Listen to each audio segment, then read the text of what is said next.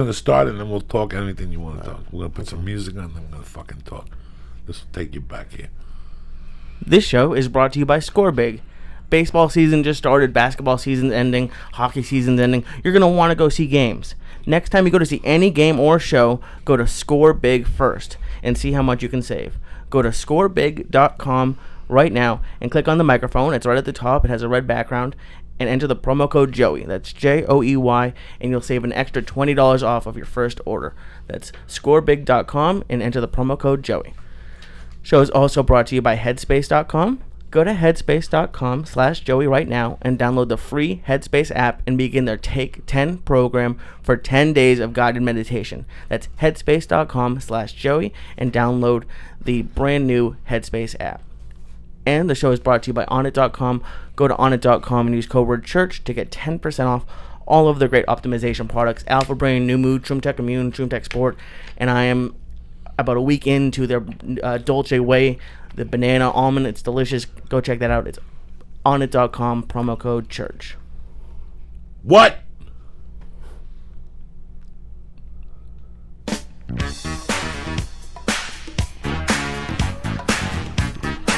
Big shout out to my main man. Lower my fucking mic there, Lee. Lower that thing. It's too hot. There you go.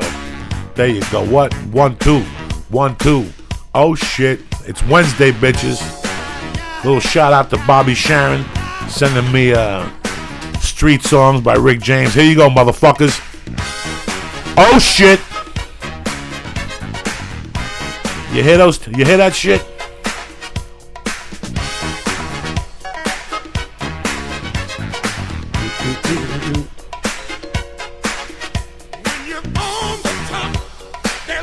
Are you fucking kidding me?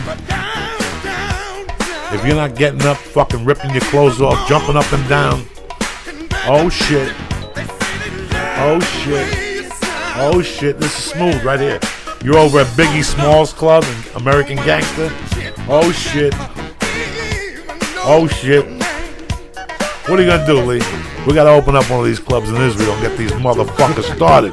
It's the Church of What's Happening Now, bitches. Wednesday, April 6th. What's going on? What's happening, brother? I can't call it Herb Dean in house today. I always call you Herb Dean. It's Herb Dean. Herb. It's Herb Dean. Herb. Whatever the fuck. I'm terrible. What's going on with you, Lee Cyan? Had a great morning. I went and worked out a little bit, did a little work. It's great. You looking good. Give him the crab. I'm The crab? Give him the crab. Do I have to stand up for the crab? Sure. All right. What the fuck? Give him the crab. Show him who they're fucking with. Oh, shit. Oh, shit. Oh, Smooth. You got to do it every once in a while. That's right. Let these motherfuckers know who's running things, you know? Yeah, it's like I wanted to tell you. I texted my other friend who didn't get back to me, and he didn't respond to the text, but I put it out there again. Last week we were talking about just losing touch with friends. Did you call his fucking wife? No, I didn't call the wife. Call the wife. Stop Okay. texting this fucking half a fag and call the fucking wife. Explain your situation. Say that you don't know what's going on. You've texted him. You didn't know if he got hit by a car and you're worried about him. Then they'll tell you what's going on. If she don't call you back, then send them a fuck you letter and say, go fuck yourself and your faggy friend. You took my friend from me, you little dirty bitch, and move on with your life. How was your day? Tremendous. But it happened, Lee, it happened. So a man, listen, man, a woman will tell you, a man will fucking snake a woman along till the wedding date, and then rules change. And people have to accept it. When people get married, that college shit goes away. That thing is, my mic is too high here in my ears. I think it's just your ears. That you know, it's tough to stay friends when you have children, a marriage, a job, Right. loans. You're trying to work on something. God forbid you're trying to work on something. If you just have a job, 40 hours, and a girlfriend that you see 4 nights a week, what time do you have? You have 3 nights. Those 3 nights you got to work out. You got to clean your apartment. You got to do laundry. How much time do you have to go to a bar and hang out? You can't get drunk no more on a Tuesday. When I was 21, I could drink 92 beers and snort 84 lines on a Tuesday and be up Wednesday ready to fucking stab a motherfucker. If I have a beer now on a Sunday, I don't recover till Wednesday. I don't drink. Yeah, it's not as fun anymore. It's not that it's not as fun. Everybody tries to Keep it going. Keep it going. But Yeah, I know what you mean. your body falls apart eventually, you know. I saw somebody last night at the comedy store. I didn't recognize them. I hadn't seen them in 10 years, but I didn't recognize them. And they had alcohol on their breath. They never stopped drinking. That's crazy. It can change someone's body. It can change how It you look. changed everything. change how They you were act. swollen. Their nose got bigger. Their face got bigger. It's whatever. You can't live that lifestyle forever. You have a girlfriend. You have responsibilities. You can't go to a fucking bar and cause it's always the same, and people don't accept it. That's it. People get busy. Yeah. I've had some friends like that. You Because- fucking work on the yeah. weekends, okay? You have a plane ride that starts on Friday, Right. and you don't come home till Sunday, and that's Exactly. out of 52 weeks. Let's do an estimate of 40 weeks. Or Yeah. 45. No way. Exactly. 40 or At least. 40 to 45 weekends he works. Yeah. He's gone. So he basically has 4 days a week to make it happen, because Sundays are a wrap. Sundays are a wrap. You get off the plane. He don't sleep in hotels like that. You don't get 9 hours in a fucking hotel.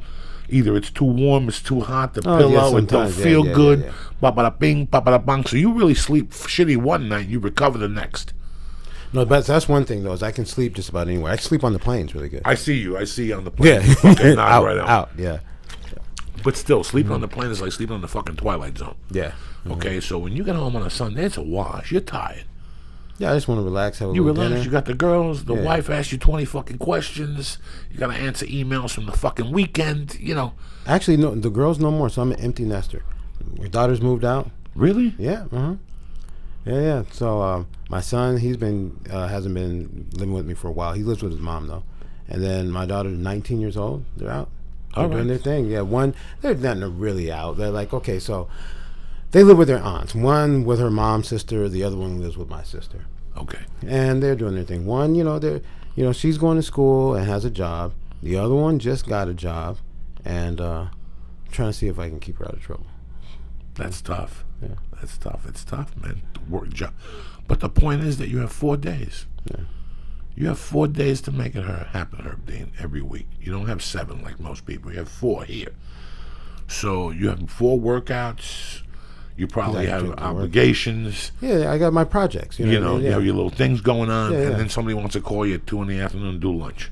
Yeah, I got I have And lots you're of like, projects. it's right in the middle of my fucking day. Once I do lunch, after lunch, what do you want to do? You want to take a fucking nap? So these are the things. You get busy.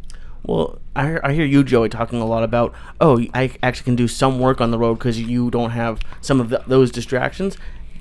Do you get some of that done on the road? What is your day like, Herb, on the road before the fights? Because the fight day is pretty much all day, but if you're there a day or so early. Right. So yeah, you're actually right. Sometimes I am able to get some of that work done. Sometimes I just sit in a hotel room. I go through the emails, answer the emails. I do scheduling stuff. I do work I'm supposed to do.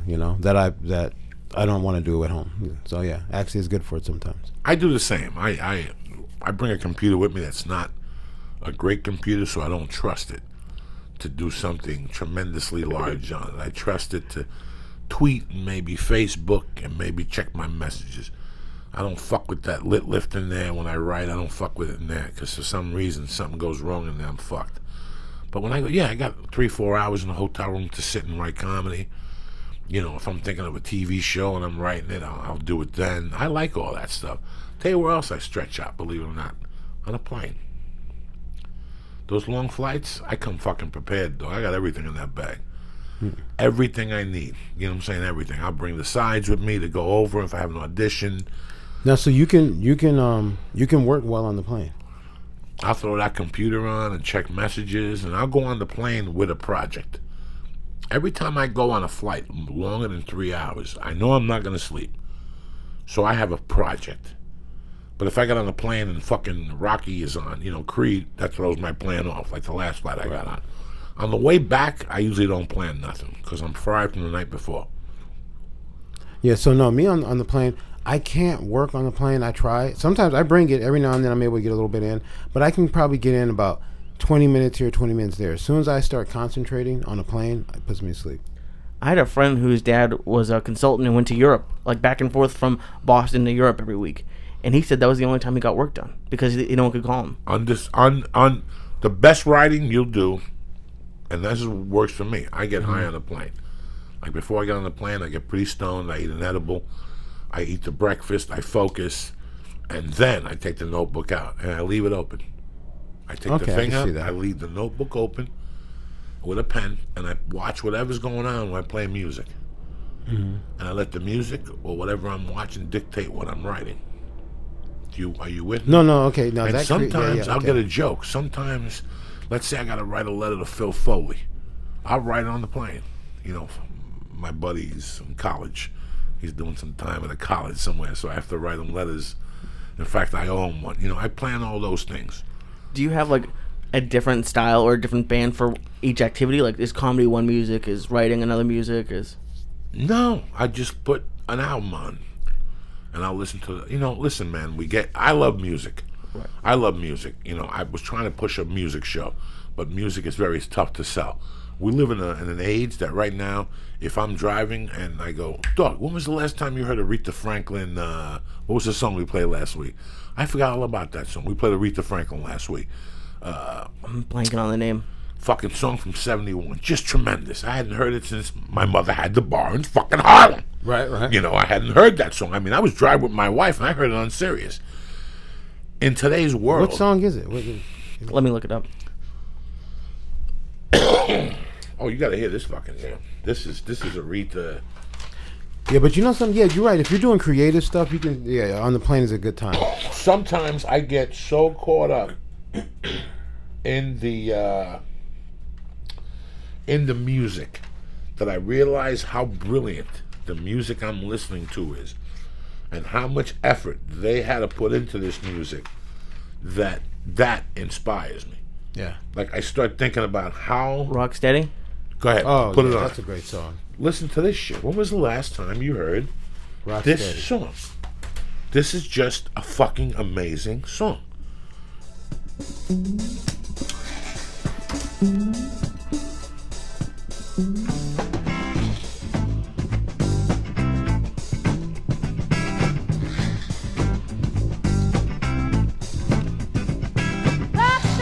Come on, Oh no, she goes in. come on. I get tears. This will never happen again. This will never happen again, ever.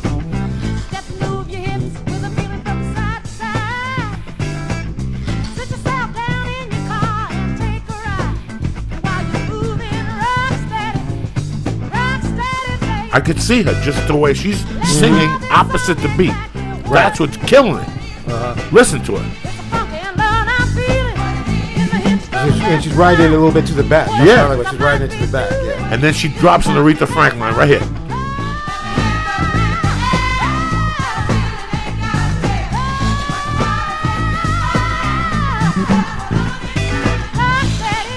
All right, I'm on the plane listening to this, and I'm thinking, listen how sick my mind is, people. I want to learn where you got the balls to come up with this, okay? I cry. I want to know. I want to know where the fuck you got the balls. So I think of the black composer who put this together, right? Because that's all Aretha Franklin worked at. This is funk. Do you think it's a dude that looked like this? She never worked with the Swampers? Well, I'm just thinking to myself, like, who came up to Aretha Franklin? Was it some dude that looked like Puff Puff Diddy. with glasses, or was it some bad black motherfucker that came into the studio with alcohol in his motherfucking breath? And he just said, Aretha, come here for a second. And she's like, I ain't got time for this. And he's like, listen, you got to hear this funk I came up with. And he just started with this bass. That's what I think about. Who created this bass line? It wasn't some fucking genius. Aretha Franklin wrote it. Yeah. Oh, no. That's According to some dude she pays for. Did it say who played on it? Let me look for it. That dude came in and said, Aretha, listen to this motherfucking shit I got here. So I was just in Memphis not too long ago. So I went to the Stax Museum. You ever go to that? No. Oh, you have to go to the Stax Museum. So it's Stax Records, right? You know Stax Yeah, Records? yeah. Okay, oh, now I know what you're saying. Okay, so Stax Records. So basically, it's more Southern soul. So there's like Motown out of Detroit, and then there's Memphis Stax. Man, if you're ever in Memphis, you got to go. Now, check it out. who was on the Stax label? Okay, so I think Aretha Franklin did some stuff on there. I'm not sure exactly, but I think she did. But definitely Isaac Hayes, Sam and Dave, Otis Redding, Booker T and the MGs. I said Isaac Hayes, a few other people. So all that stuff was on Stax, and it's definitely interesting. You learn a lot. So they did that whole. Who was those girls? The Nets. No, those girls who they did that song. They did songs with Earth, Wind and Fire. Earth, Wind and Fire was out of there. Record. Came out of there, yeah. But they did songs with Earth, Wind and Fire, and they did that big concert down in Watts after the riots. Watts Stax. It's a lot of stuff to learn about in that museum. All that stuff. There's a documentary on Muscle Shoals. On Netflix, and I saw part of it while on the plane. That was pretty interesting about what bands have gone through Muscle Shoals. Now, did Aretha ever do anything with them? I think so, because there's something on there. Look for Aretha and I think Dwayne Allman. Yeah. Listen to this shit. Yeah. This shit. Somebody sent me this on Twitter last week, and I had never known this existed. And it sounds great. Aretha Franklin's tremendous. So yeah, this is when Aretha, with fucking Dwayne Allman. How do you get that combination together?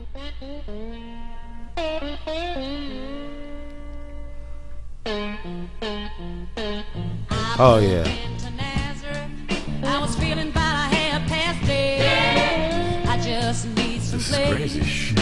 where I can lay my head. Hey, mister, can you tell me where a girl might find a bed? Can you tell me? He just grinned and shook my hand. That was all it said.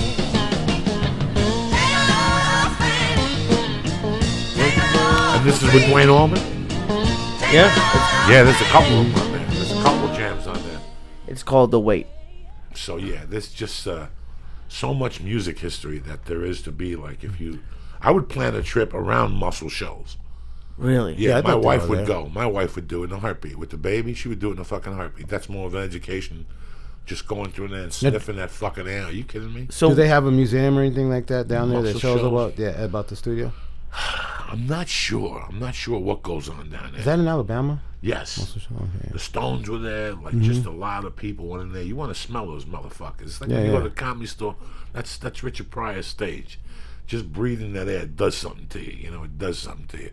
So you were saying like that the music show was difficult to pitch. Like, what was your show? Since the music is so great, like what is so difficult? So many copyright companies, so many different. So when you have an album, it's not about the album; it's the different writers on every song. So all I need is one writer on one song to say, I don't want my song on that fucking show, and I can't do the album on the show.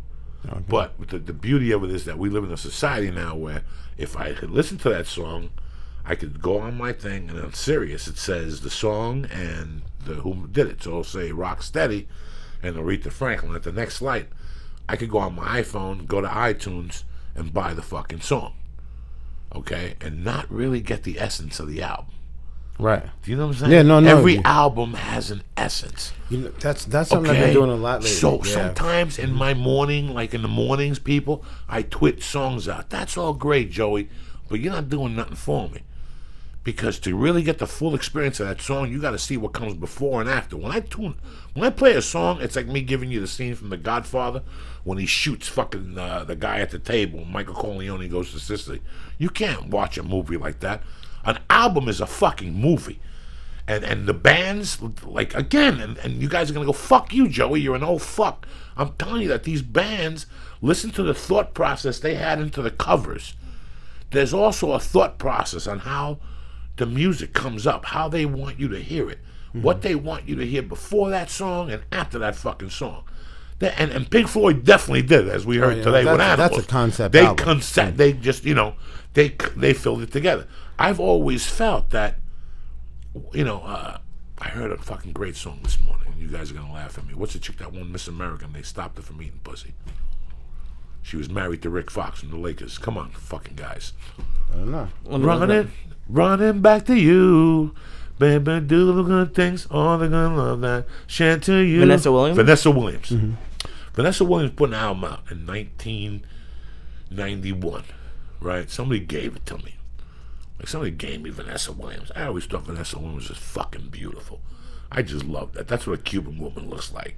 When they're mixed like that, they got that mulatto blood. I love all that shit. They do. That's what you call them, mulattoes. That's what they're called in Cuba. Esa mujer es mulata. That's what they're called. So I put the fucking CD in the car. Out of all the music, I liked Vanessa Williams' album. I don't know why. And it's that album that had Running Back to You and yeah, you know, I might go revisit it. I do remember she did have an album. One thing about that album was, it was all themed. That album was a constant, like she wrote about love or whatever she was singing about in that fucking album, her revenge or her freedom. You know, Pat Benatar, Crimes of Passion. Listen to that fucking album. Listen to that side one. That's planned. The last song is a song you hate. Hell is for Children. Remember You Hate. That's the last song on the album. You know, the album was cool. The Marvin Gaye with "I Want You" on it. Which I think. Oh yeah. Because you know, yeah. you listen to the best stuff. Yes. But then you go back. Like I just went and listened to that album. A couple of weeks on a plane. On a plane, you know, I bought it before I got on the plane. You don't have time in your normal life. So what I do on a plane is I go to YouTube, I plug the speaker in, and I listen to a whole album. And I go, wow, that was fucking tremendous. Something we have forgotten in this country. Listen to the whole album. Well, now there's not thought. Now it's all about money. You got 8 songs? That's why this chick has a song every 6 weeks. She sucks a dick. The skinny blonde with the fucking disease. What's her name? Is it?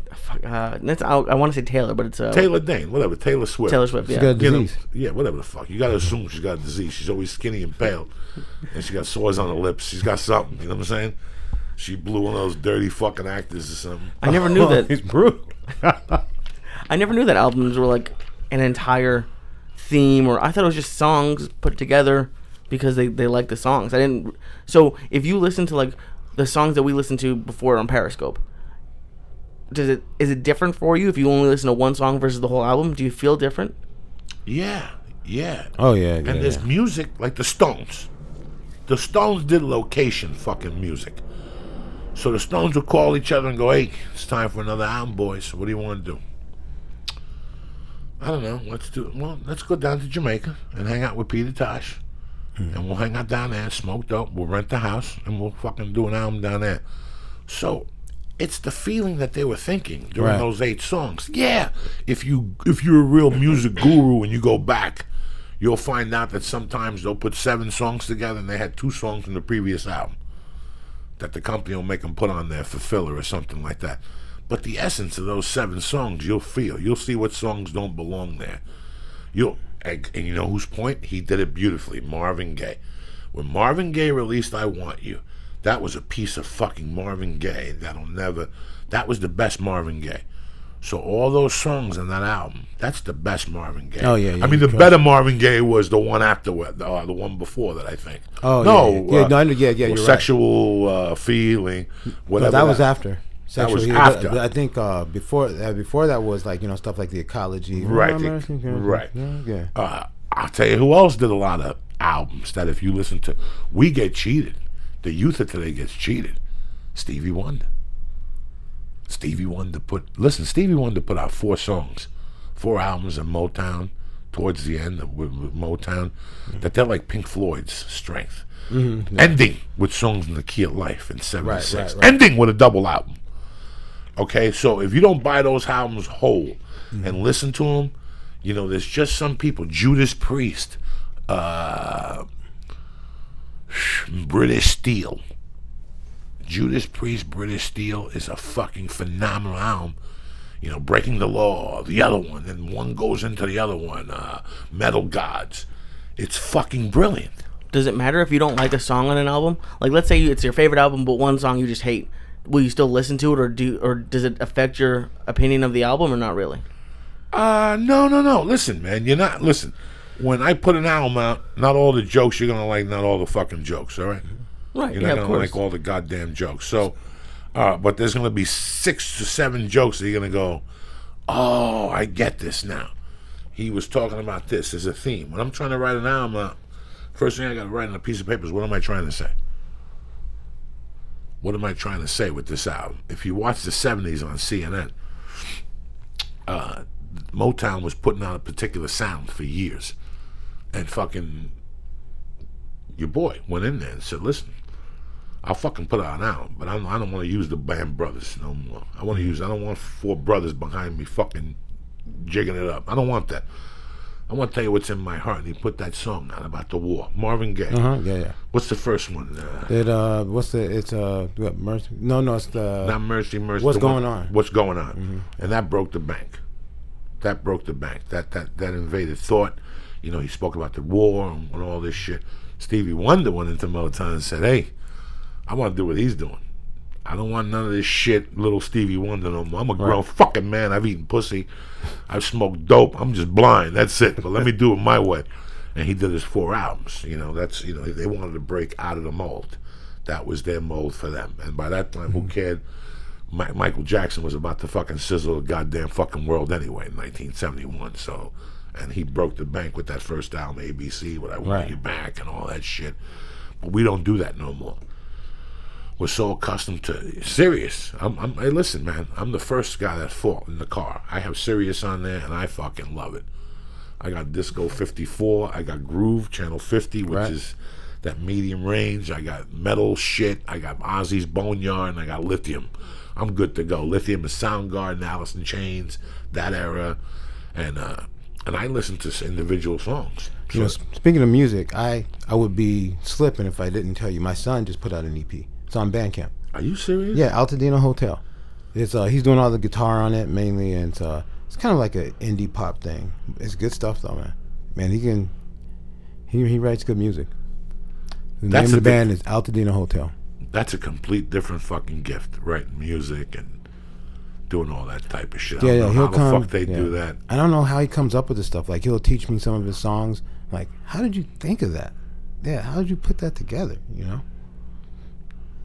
It was very interesting. Before the show, you were speaking about the show Vinyl, and I only saw the first episode, but they were talking about the main manager had one of his first clients was a black client who he like screwed out of. Like, they made him go under like a pseudonym, and they wouldn't let him record the songs he wanted to record. Right, they made him play Little Jimmy Little, so they made him play like, you know, Buddy Holly. But this motherfucker could shred a guitar and play blues. Right. So now he comes back into that. Now he's a manager.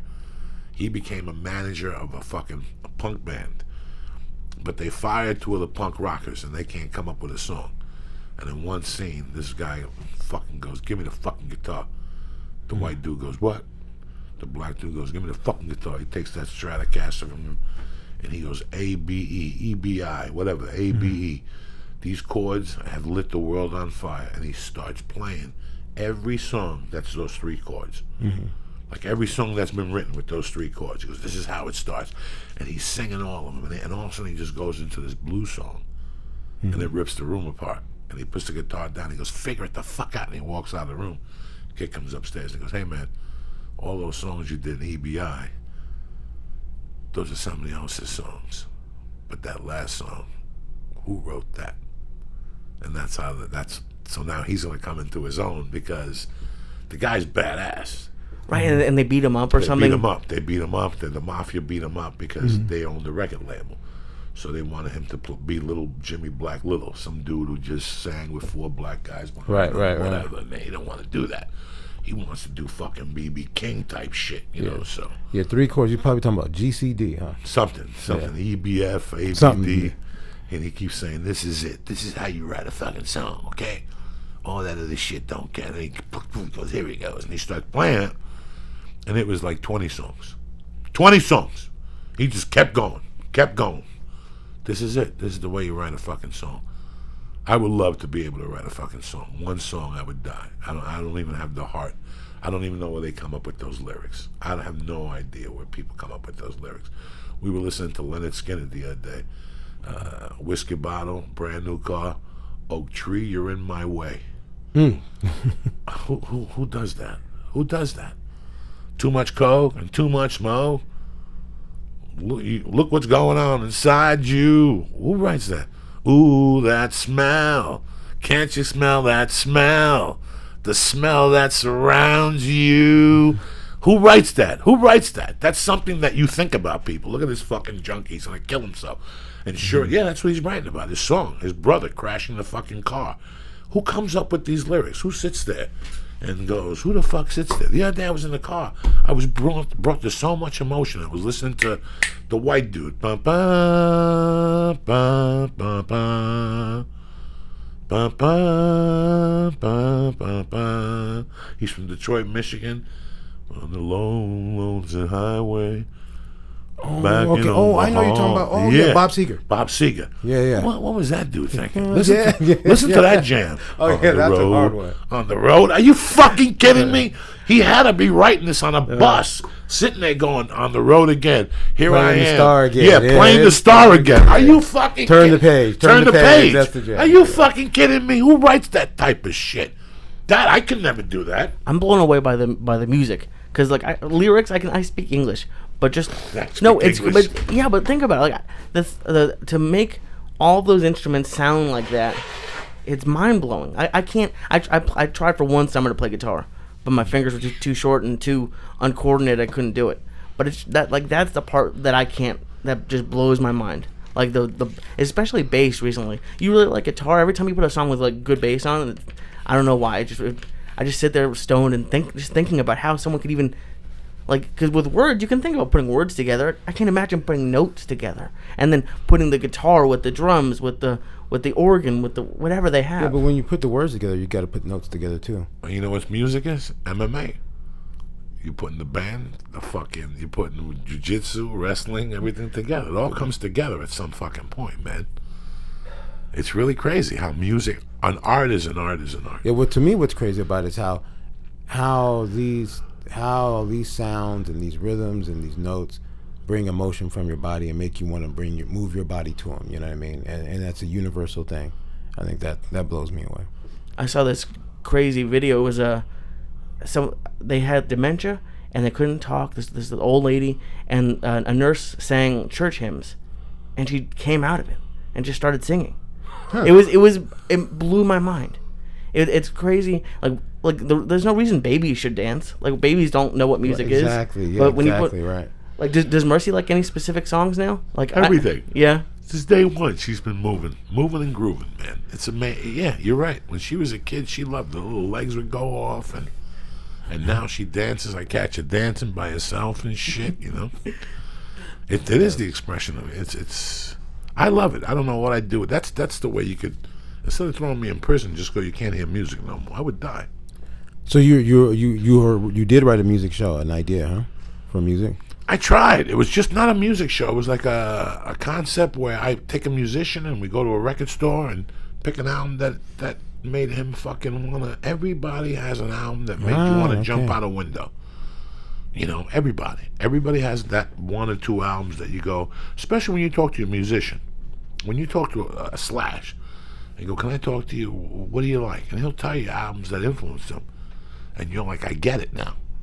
I get it." You know, he liked Aerosmith. So what do you think he's going to play? Aerosmith Plus, which is what Guns N' Roses is. Aerosmith on fucking steroids.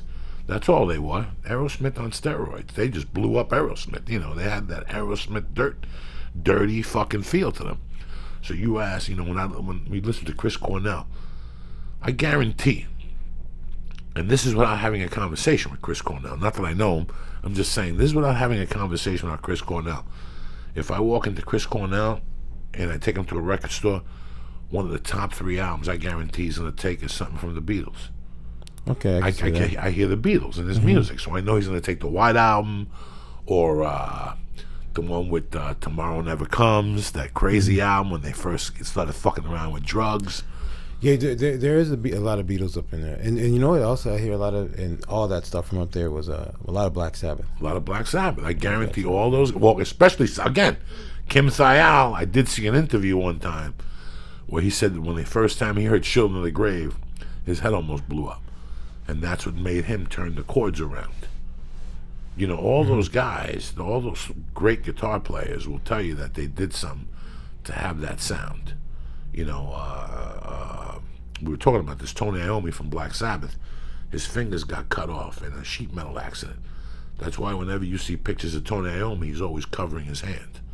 Go ahead, go to Google, go to Yahoo and go pictures of Tony Iommi. He's always covering his hand because he lost his fingertips. So it's the right hand or the left hand? One of those. So for him to play the guitar, he had to put special caps on his fingers so he couldn't get the chords. So he had to turn the chords upside down or put bass chords on his guitar. That's what creates that sound with Black Sabbath. So, see, he only showed, see the picture? He has the Right. pentagram and the whole thing. He has like fingertips. Right, okay. In the earlier pictures, see, he would never show his hands. In the early Iommi pictures, he never showed his hands. And that's why his guitar is so fucking different, because he had to turn, he used bass strings instead of regular guitar strings. That's why the guitar is so heavy. This is very interesting. A lot of those guys, Dave Gilmour probably did something. There was somebody else who I just read did something like that. He turned his guitar around, or he did something weird to get that thing around. I want to ask you something that I've been meaning to ask you. You went to college? Never, didn't finish no college. No finish. And all your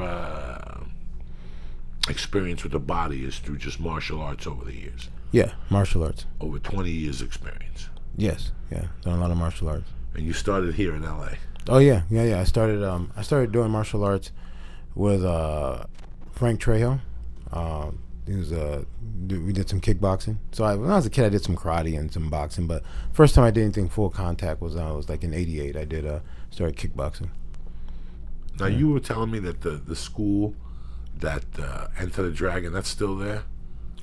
The school in Enter the Dragon where Jim Kelly goes in, the Kempo school. The BTK brothers, what do they call them? They're still there. Was it you that was telling me that? I don't think it was me who was telling you that. They're still there, you know. It is, huh? That school's still there. Like, and it's deep in Englewood. Oh, okay. Like So it's a BKF school or something? It's a Kempo school. Yeah, right? yeah, But probably they a call them BKF something. school. They call Yeah. them something. And it's down there in Englewood. Somebody was telling me the story recently. I bet it is, yeah, because did he say it was a BKF school, Black Karate Federation? Because they had Kempo schools. I don't know, but it's all black. Mhm, That yeah, I do probably. know in Englewood. I mean, you know, there's no Mexican there. This is an all black school, but that's still there. I was just wondering if you knew those guys early. Now you knew my friends, the Earl White and his brother. You know Earl White, another guy that teaches Kempo. He teaches One Hop Kuen Do down in Hollywood. You knew those guys. Okay. No, so I went through with Frank Trejo. I did know some of the BKF guys. I trained with some of those guys, and and that's how I started getting into martial arts on full contact. Was through him. But a lot of the BKF guys came out there and trained with us, like Ray Rizzard, Ray Dawes, who else? A lot of the guys who's trained with Steve Muhammad, who was the one who was the main guy from there, who was Steve Sanders back then. He called himself Steve Muhammad now. What's the BKF? Like, what is it from? The Black Karate Federation? That was just it was the organization. It was a lot of martial arts who were all black guys, and it was a federation. And Did they fight against each other, or they just were like a group? It was just a group, and they did really well in a lot of the tournaments. They did. I mean, they were successful. That's interesting. So, where did that come from? Were they not allowed to do karate before? I just think that it was not allowed, but I think that back in that time, if black people did something, you usually had to get together with other black people to do it. You know, the martial arts scene really exploded during the Bruce Lee years, and I had 2 karate teachers, and both of them were Vietnam vets. It was kind of weird. Like, both of them came back from Vietnam and started teaching karate or some form of martial arts or a style, And when I first joined karate, it was a black teacher. It was Rashawn's father, Eddie's student. And it was Goju karate. It was a black fucking gi. And in those days, 70% of the school was black. Mm-hmm. It was a couple white dudes and me and maybe another Spanish kid or something like that. But it was all black. And it's weird. Like, right now, here in town, they have disciples of Moses Powell. Okay, yeah. He's a big judo brother, big fucking heavy-set black dude from the city that developed his own style of judo. Was supposedly a fucking savage or something. Yeah, like Moses Powell, yeah, he's a beast. So he has these students out here now. One of them is a black dude, and one of them is Vinny Cesare. And Vinny, I know Vinny from the Comedy Store and whatnot. Vinny had a school right down the corner, right on Burbank Boulevard on the other side of Lancaster. And Vinny had a school for about 2 years.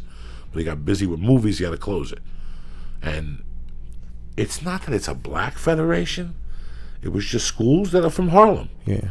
They just, they were from not low rent areas.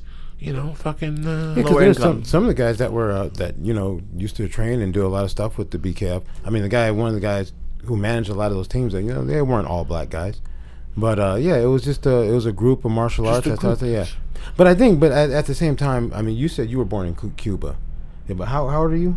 53. 53. So, if you were born in the States when you were born, so our country has changed a lot, because when you were born, if you were born in the States, black people who were born at your age had different laws governing than white people. At that time. At that time, if you were born, like at your 1970. age, your age, well, no, 1970. not 70, but no, if you're 53, so I'm 46, I was born in 70. Okay. So I have sisters who are 6 and 8 years older than me. When they were born with different laws than I was born, In which way? and what black people could do and what white people could do. Unwritten. No, written laws. Written laws. And yeah, and then unwritten. So I lived in unwritten laws. So yeah, if you're doing stuff like, yeah, but like, that's, our country has changed a lot, and people don't realize how long ago, that it wasn't really that long ago. That my sisters who were just a little bit older than me were born with different laws. Do you ever think like everyone? 64 is when it changed, right? That's when know. they moved some of those laws out. Yeah. Do you ever wonder like what we're gonna look back on, and think about how backwards we look now back on civil rights and we're like, well, that was crazy that there were different laws, and I don't know what it is. Maybe it's gay marriage, or I don't even know what's even after that. That's going to be the next thing that just. You never know. I mean, there's things that I think that I think about. I think are just bizarre that they have them as laws, but you never know what is gonna change, or what are the things that we do. Like when we used to, I grew up smoking, and we grew up where you could smoke everywhere. But now that we've lived without it, Oh, would be I amazing. see what you're saying. No. Yeah. Oh, laws. Yes. I thought you meant unwritten laws for black people. Like when I was growing up, what's an unwritten law for if you saw like a black people at the pool? What the fuck is going on here? You know what I'm saying? Like, Yeah, no, but you I'm didn't talking see about, black people Yeah, but I'm in talking the about pool. written, yeah, but I'm talking about written laws. Those were written laws in '64. I believe the laws changed in '64. Like you couldn't go here, or you couldn't go there.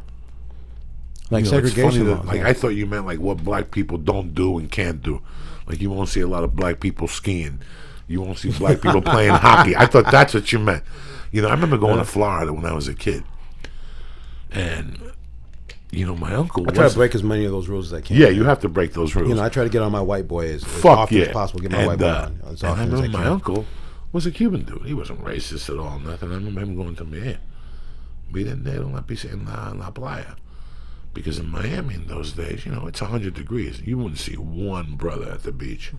And one day we're at the beach and we saw 3 brothers, but they were in the shade. I remember I was like 7. My uncle goes, look, 3 brothers in the beach. It's fucked up because they usually don't go to the beach when it's hot like this. I thought that's what you meant by unwritten laws. No, I said laws. You put in unwritten. Unwritten, okay. Yeah, I didn't know yeah, like yeah, yeah. unwritten laws that I didn't know about. Absolutely.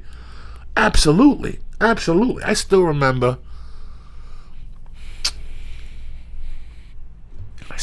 walking with this young kid to go get James Brown records when Hot Pants came out. Mm-hmm. My best friend, Jasper Williams, and me, we each had like 50 cents, and we went to get the single. It was 50 cents,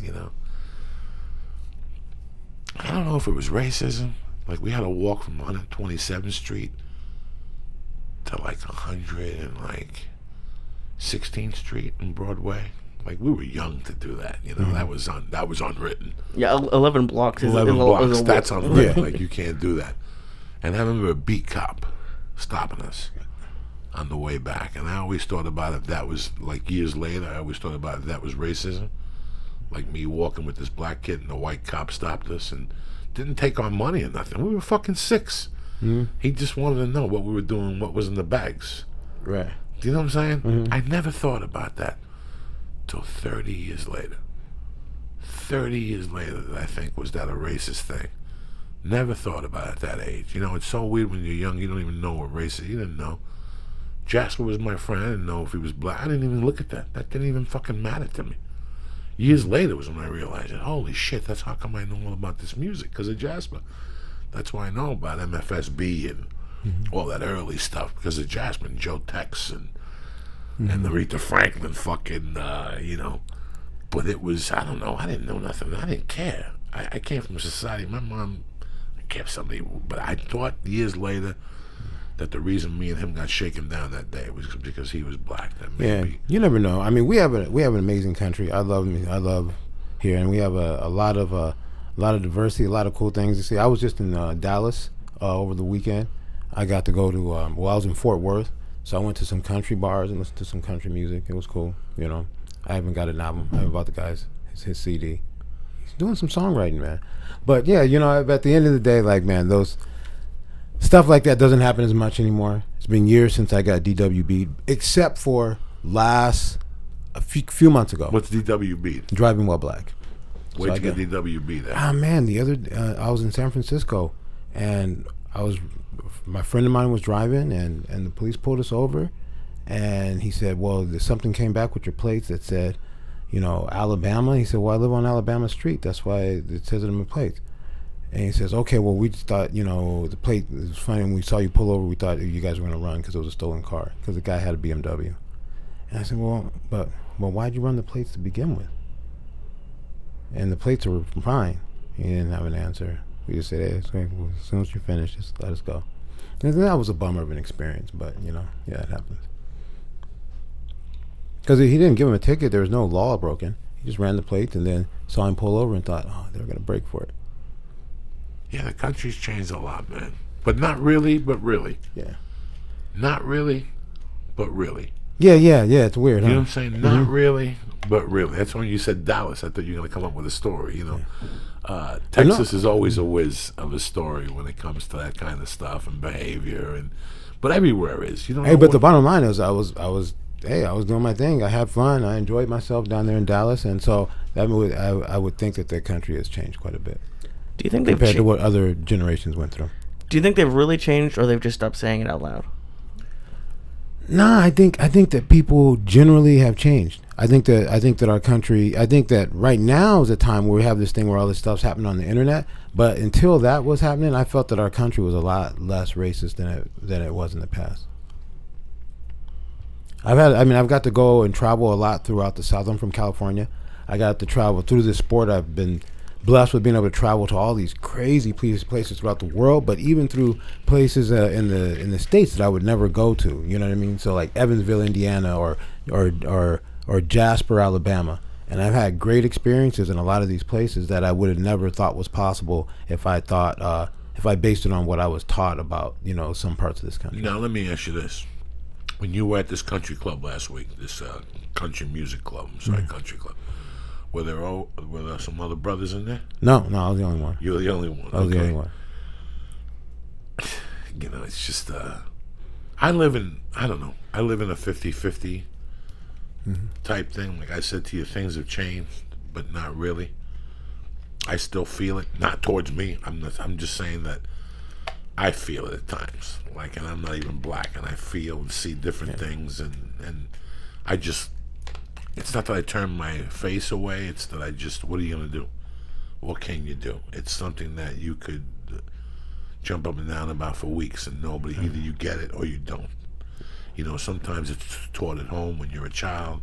Sometimes you bump into 2 or 3 of your fucking idiot friends when you're 13, and it influences you at an early age. But besides that, you know, it's just something that in my world, like the way I see it, the way I see things, and Yeah, I think you just got to do your part, right? Yeah. You know, I don't know. That's what I figured was my part. Like, I could go to Fort Worth and go and experience a place that's just like what I do in LA, but I would miss an opportunity to see like a whole part that's going on in this country. And I felt like I was in another country in this place in Fort Worth. So I was like, man, that was a cool experience. It's funny how what society perceives, you know, they want.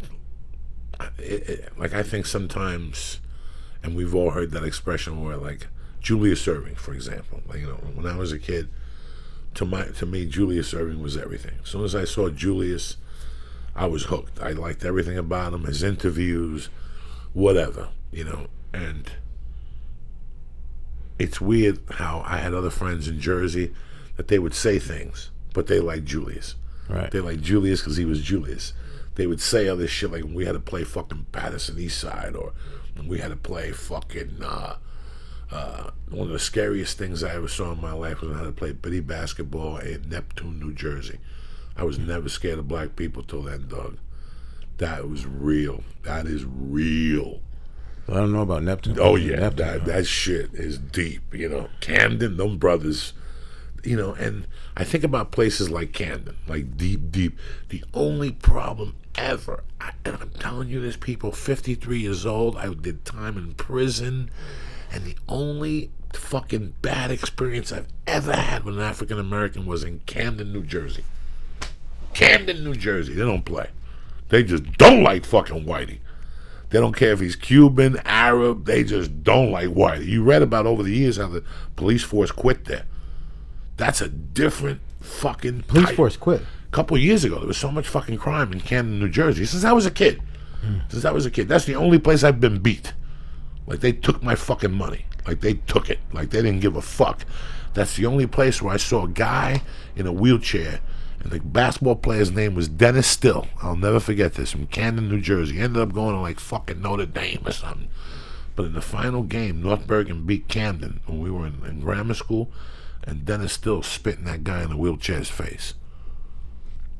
You know, he was just a crazy black dude. That's it, you know. But that's the only bad, like, fucking craziness experience. And I've been in some fucking dark places, dog. I did drugs for years.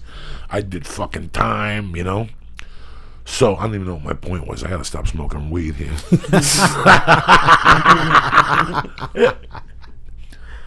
But it's weird what people perceive. People see, who were we talking about before? On fucking Terrence Howard.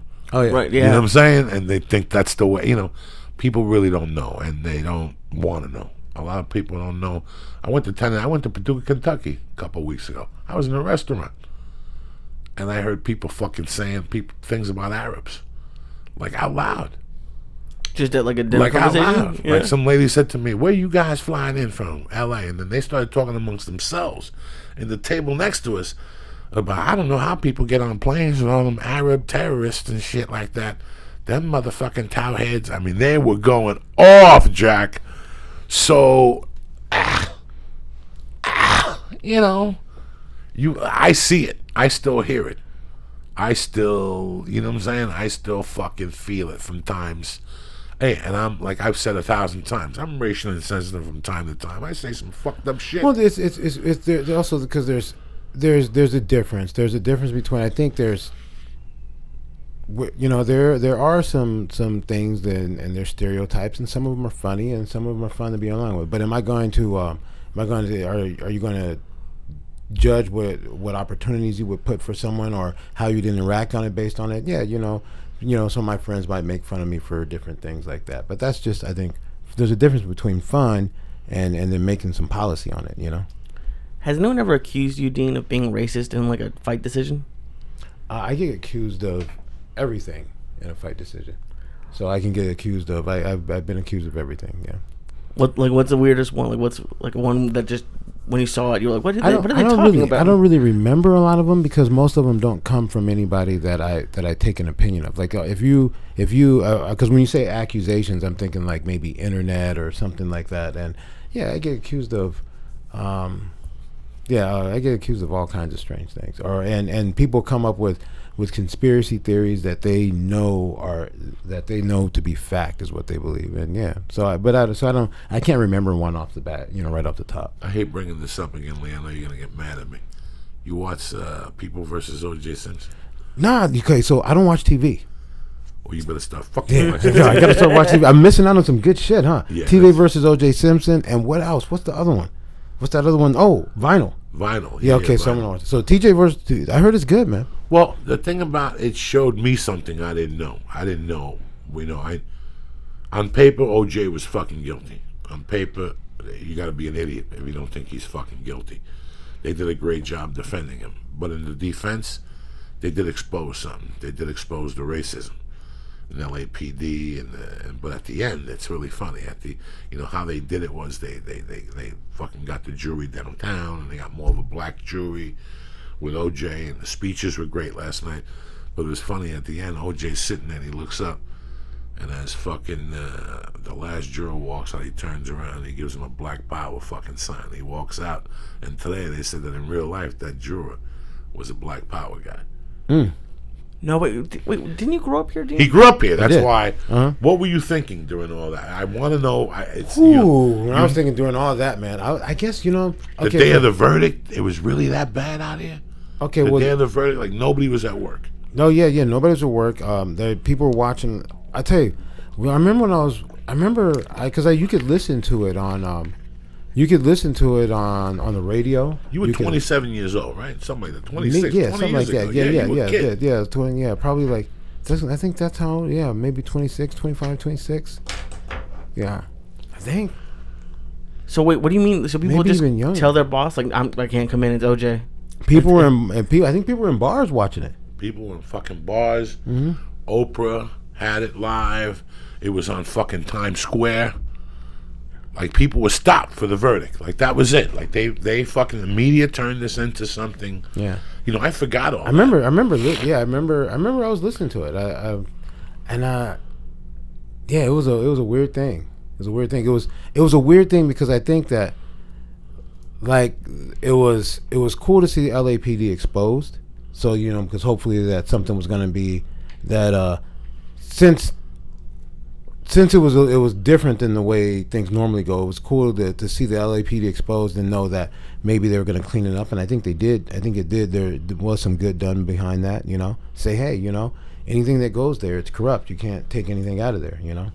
Well, they threw Mark Furman out, you know, but Mark Furman, I mean, there's still allegations of shit with LAPD till this day. I see some fucked up shit. You know, Lee's been in the car with me when I yell and scream at him because they do some fucked up shit, LAPD. Well, I have to say that the police experience around LA area has gotten a lot better than it was when I was growing up here in LA. So something definitely has changed. So the way they police, yeah. Like, growing up around here, police were, police were yeah. And all these suburbs, Everywhere. they acted all weird. Down LA, Pasadena, out there, everywhere, yeah. Yeah, when you see the police pull you over, you do not know what kind of experience you're going to have. Yeah. It's that scary. It was, and it's not like, I don't believe it's like that anymore. I've been pulled over 3 times.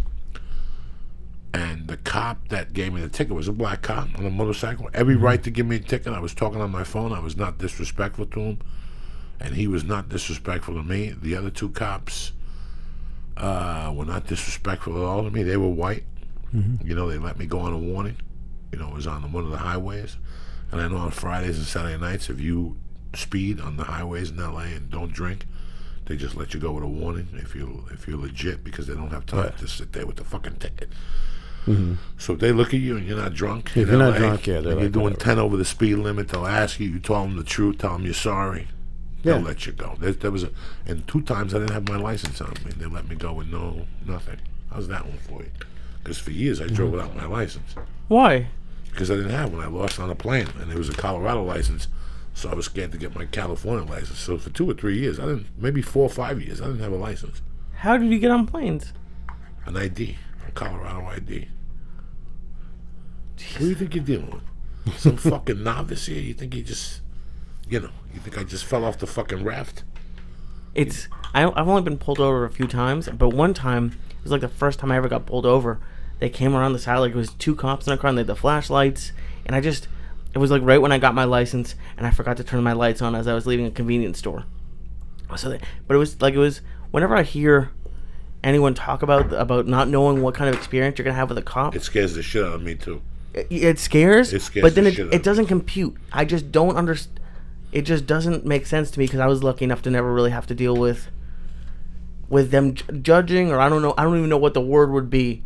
But that's crazy. Well, I think that between with the OJ and the Rodney King thing and a few other things, I think that they had to come in and clean it up. I think they had to change what they were doing, and I'm glad they did. It's a lot better. Yeah, That case is because Joe, you always make comparisons to MMA for comedy and everything. That trial, I haven't watched like the last 3 episodes, but that trial reminded me of MMA because the beginning of it, all they're talking about, all the prosecution is talking about, is how much of a slam dunk the case is, how they got him, how they're going to destroy him. And then just little by little, Just started OJ's slipping lawyers away. are chipping away at it. And then I got up right to the point where they did the glove. And it almost looked like with like Ronda Rousey getting kicked, Conor McGregor, whatever, any upset like that, it just seemed like, oh, they were just not prepared at all for a harder worker. It was that I didn't know. I knew he got off, but I didn't know the intricacies of the case until I started watching the show. The part I wish I could have been there to see was, remember, do they do this in the show where didn't one of the guys from the prosecution have heart problems in like back in Judge Ito's chamber? Yes. When they doubled, he was back there with the two Yes, guys. yes, I guess yes. it seemed like they were. I mean, He had a heart attack. Like Yeah, they were. yeah. Were they? Did they talk They showed about the it? heart attack in They the showed that. beginning. They lost him, and Chris Darden replaced him. Right. Now, how did it go down? Was it depicted like these guys are hammering with so many questions and he's just got stressed out? They cracked that dude. They cracked him. They just, he was a white dude. He was out of his league, and he ran up against the Yankees. All that you learned from the OJ thing now compared to 20 years ago that I saw in full effect now was you can't have 4 fucking Ronda Rouseys. They're going to beat anybody. You know what I'm saying? That's what they went and got. You got the went and All-Star got- team, They had yeah. the All-Star team. They got Barry Scheck, the other dude, Gar, whatever his name was, and the other white dude that's crazy, the black dude that's crazy. They had and Johnny Shaquille- Cochran. Johnny Cochran. They had the Kardashian. Right? Kardashian, but he's a dead mute. He was worthless. So you had him, but the geniuses in that were Alan Dershowitz was the game plan, but Who did Nathan Lane play? that was the Marine. He's the Sammy the Bull's attorney for a while. He was crazy. That guy's a muscler. That guy's a bully. That guy was the one that they don't. He's the one that asked Mark Furman if he said the word nigger. Have you ever? And he goes off in court. Have you ever said the word nigger? How many times have you said the word nigger? It's Tell like me. 10 questions. It's like, Oh so, my God. So have you ever said it? When did you say it? Are you calling these people a liar? Have you ever said it? Would you ever say it? And then he just going He crazy. just tormented them. So they couldn't. That first white dude couldn't take it. These guys were coming in for. They were coming in for the kill. That Barry Scheck guy became a fucking savage. He was a DNA savage. They swayed the jury. They pushed him into a different direction, but it was too late. They pushed Mark Furman so deep into it. And even last night he goes, in the fall of 1985, something began.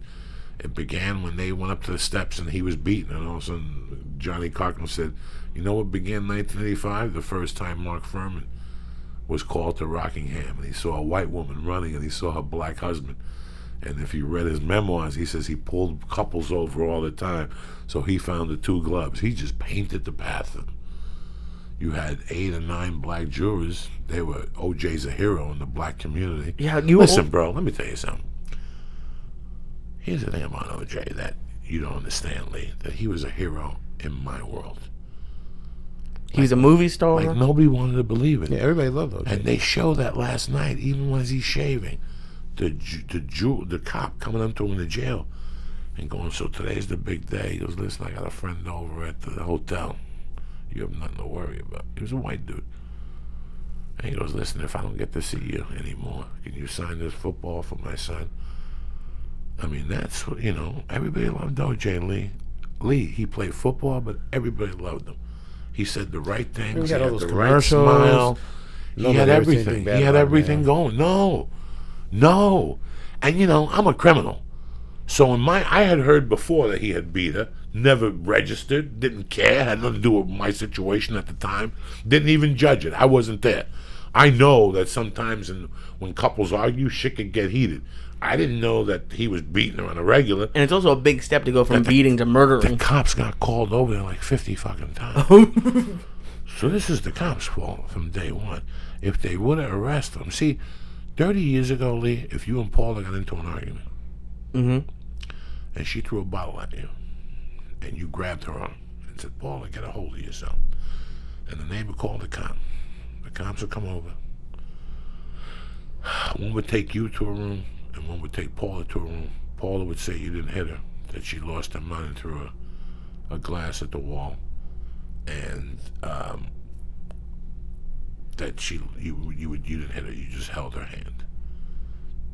The cops would talk, and they come to you and go, "Can you do us a favor? Can you just go for a walk for an hour? Just get out of the house. Just Yeah. get out of the house. Can you go to a hotel for the night?" There's nothing happened here. This was a misunderstanding against two couples. Lee got home late. A lot of stresses on the wife. She threw a glass, but the neighbor heard it. You didn't go to jail. Today, you go to jail, Lee. Yeah, that's I think so. Somebody has to go to jail. Yeah, that's what they say Because- on cops. It's Because it has to, because that's what happened after OJ. I got arrested for domestic violence. And nothing, I didn't beat that woman. You know me. Why would I be? It was domestic violence because me and her boyfriend fought. And while we were fighting, she tried to break us up. And I pushed her away. And that's still domestic violence. And it just tripled after that. But when the cops came, they took her and I in the room. And she didn't know. She goes, "Did you get hurt?" And he goes, "Well, when I was rushing them, I got pushed away." Who pushed you? I don't know. It could have been Joey or the other guy. We both got arrested. Because there was something involved. And that all happened because of OJ. Really? So you think the entire legal system was changed after that? Wow. Because they had to deter it. Yeah. You have to deter it. If it's a rotten relationship, let's put somebody in jail and let's make you fucking really think about this. Is this what you want with your life? Is this piece of ass worth this fucking jail? But now you're on paper. So once you get in trouble with a girl with domestic violence, even if it's something that simple, you're done. You might as well break up with her. Because it escalates. And you're going to keep going to jail and keep getting arrested. And that's what happened to me. It escalates. It keeps escalating. There's certain people that don't belong together. And Yeah, sometimes when it gets physical, you got to. once it gets physical, you can't. can't. You got to go. You got to go. That's it, because it's only going to get worse. That was one time. They're going to promise you it's never going to happen again. It only gets worse. And if you see it coming, like if you see it, Yeah, it because only you're playing gets with your worse. life. Yeah, so that's what happened. So before OJ, you wouldn't go to jail. If you didn't punch her in the fucking mouth and hit her in the stomach with a kick, you're not going to go to jail. If you just argue with her and she pushed you and you pushed her and you took the phone out of her hand or you took the luggage out of her hand, you're not going to jail. You know what I'm saying? Now, you go to fucking jail. That's terrifying. Oh, it's like OJ must relive the entire thing every day. There's no way that a day goes by when he doesn't think about not killing whatever he did to them, the trial. I figure it this way. I'm a criminal. I know what it is to do things to people and to feel bad, even if it's the simplest fucking thing. Even if it was just taking $50 from them. I know exactly how bad it feels, but I also know how it feels when you get away with something. Is it good or bad? It's a good feeling, but unless you're a fucking idiot, you know you're going to pay for this. So your life becomes something else. Now they show him getting acquitted last night, and he goes home. And in the van, he's like, baby, he thinks it's a year early. When he gets out of jail, OJ, they only showed 10 minutes of that last night, but it was very interesting because it was like that kid that goes away after high school to college and comes home for Thanksgiving, back to the bar where they used to hang out at, and he thinks that everybody's still there partying and shit. So when he gets out of the van, he's like, I'm back in, where did he live? Brentwood? Brentwood, yeah. He's like, the mayor of Brentwood is back. He goes, this was the case of the century. Tonight's the party of the motherfucking century. And all of a sudden he looks up and there's 1,000 people with signs, murderer. And that's when he starts to get it. And then he goes back to his home and there's 1 million people there with signs, you fucking murderer, Then he goes into his home and his family's there. And I'll tell you, I know exactly what it feels like to get out of jail. You feel like you're in the fucking Twilight Zone.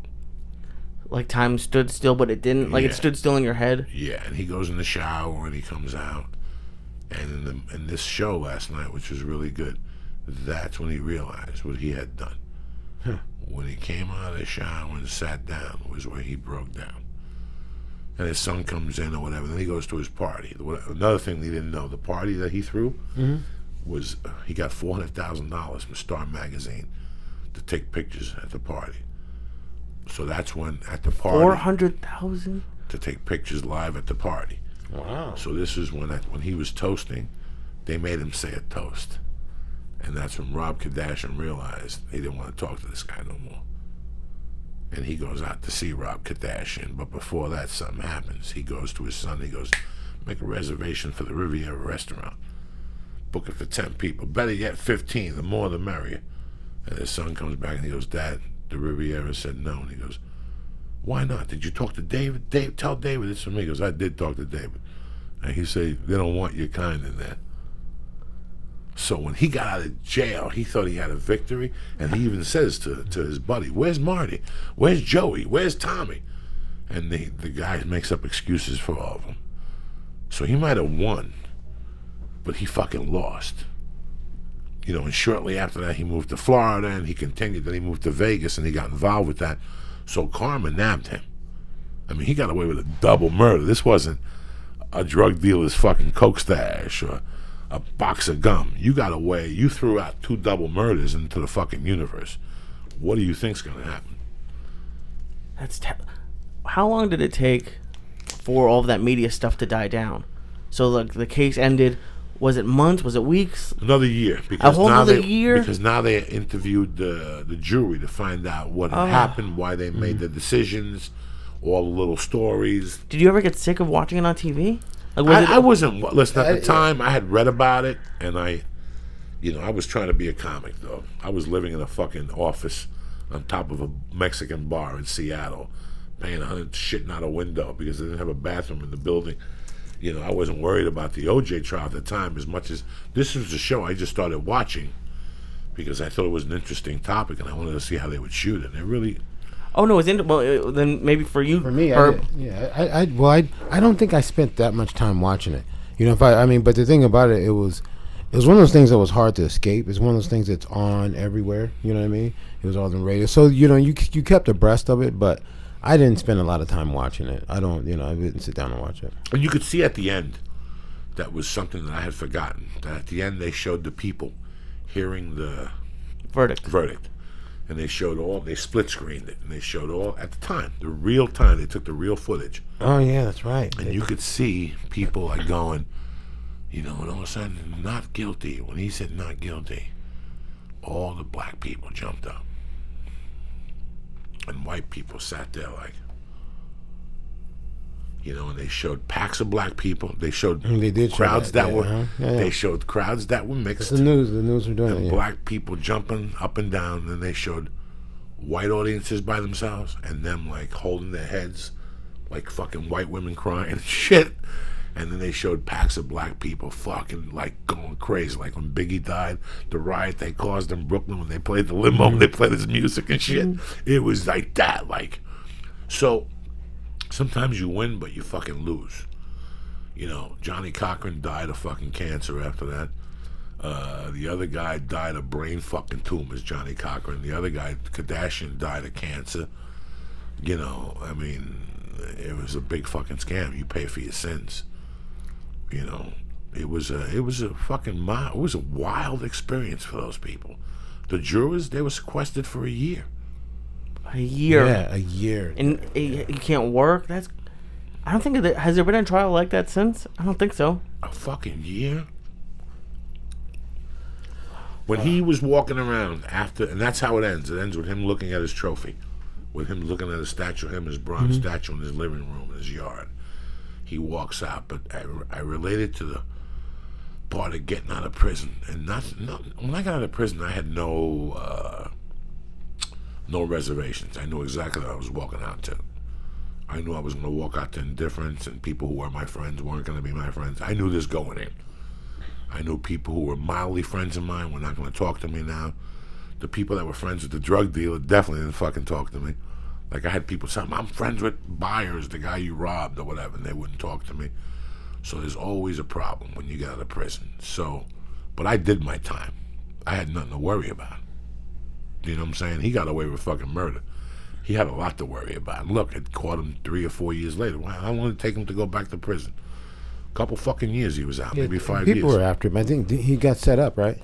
Some guys, I think some guys asked him to go they told him, yeah, you got some of your stuff over here, we're going to go get it back with you. But I think they were recording him while their things were going on. So they're like, okay, they were like his accomplices, but they're actually recording him to turn him in. So I think everybody was kind of gunning for him. That's what I heard, at least. Yeah. I saw an interesting thing today. I saw, and this is what my wife said. My wife said the same thing. She saw the John Jones thing. And she said right off the bat, he got profiled. And he got pulled over. She goes, trust me, my wife is white. And my wife is a Gentile. She knows nothing about the criminal line. And my argument was, Lee, what was my argument with you, Lee? What the fuck was he doing now? Okay, that's the bottom line. 11:49 at night, you're married, you got 2 kids. What the fuck are you doing out when you're on fucking probation? You know what I'm saying? With a fucking $2,000 car. You follow me? You're on probation. A $2,000 car? A $200,000 car. $200,000. Whatever the fuck he was driving. Uh-huh, Revving high, whatever the fuck he's doing. You follow me? Yeah, yeah. Uh-huh. I think 5 out of 10 cops will pull you over at 11:49 if you're revving. Because as I found out a week later, when you rev your engine at a light, that's drag racing. Yeah, I didn't know. I didn't know that either. So today, he said that he was being profiled. And then a couple days later, that cop has been reprimanded for black profiling before. But let's get to the bottom of this. Why did this all happen? Because he was out of the house at 10 to 12. And you're on probation. Is he on a curfew? No, but when you're on probation, you're on an intelligence curfew because you know that anything could happen.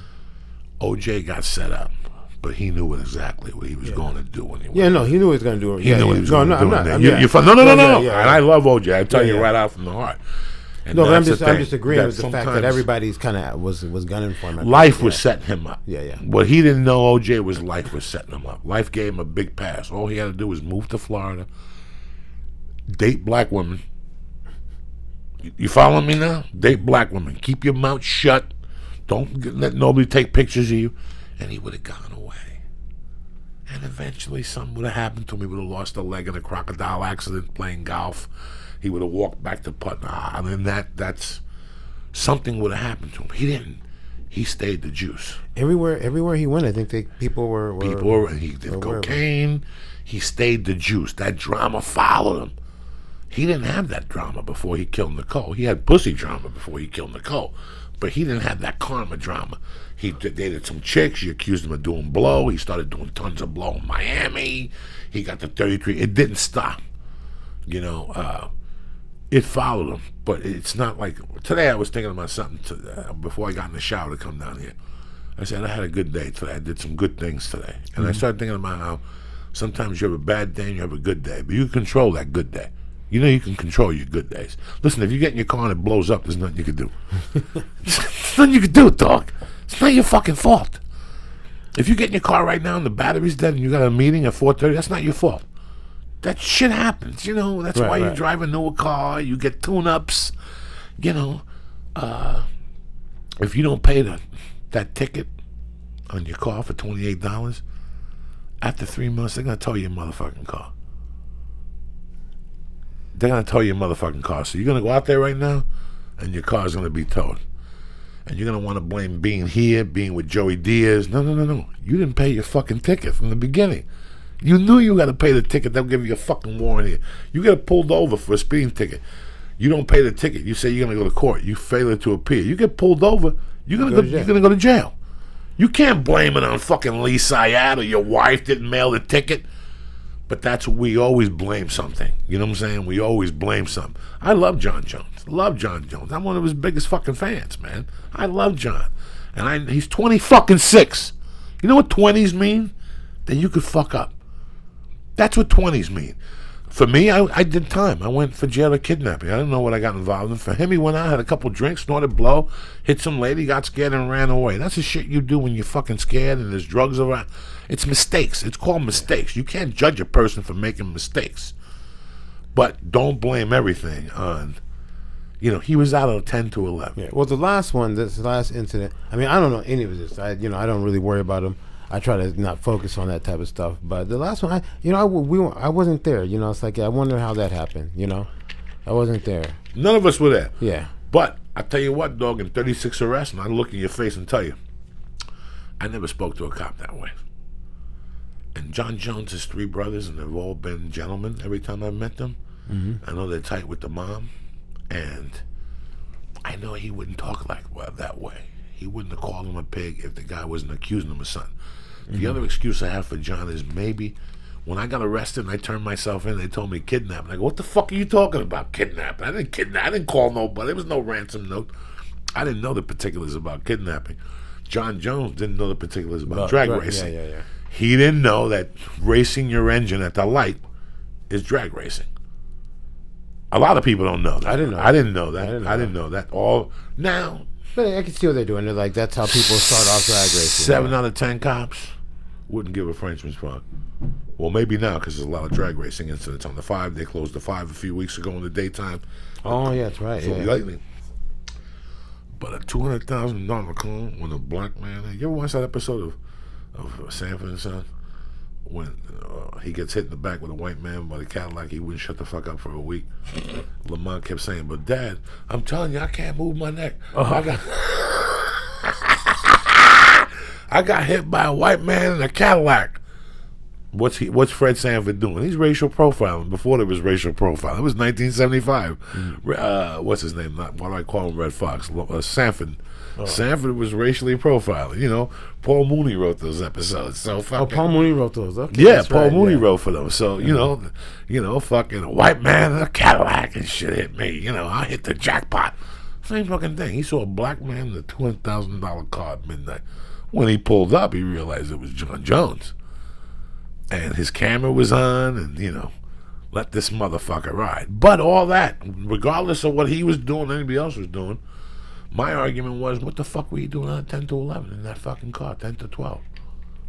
Well, I wasn't there. I don't No, have much none of us were opinion there. on that No, one. no. I'm not saying to lay a fucking opinion. Let me give some And it- shout-outs here. We'll talk about this. I was trying to fucking talk to you about it before. I want to thank Louis the Kid for the Animals album and the teddy bear for my daughter. You know I love you with all my heart.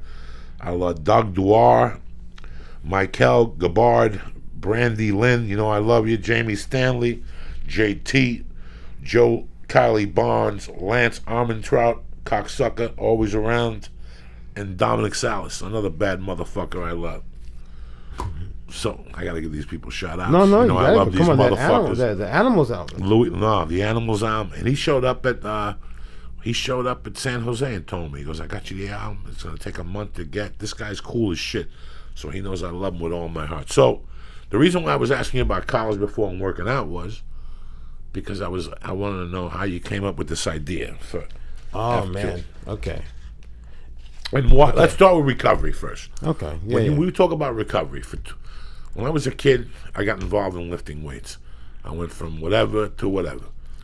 I knew nothing about nothing. I just knew that you did 5 sets of 6, and you ate 180 grams of protein, and you got muscles eventually. Right. And you kept doing that shit, and you ran. Nobody told me how to mix up workouts.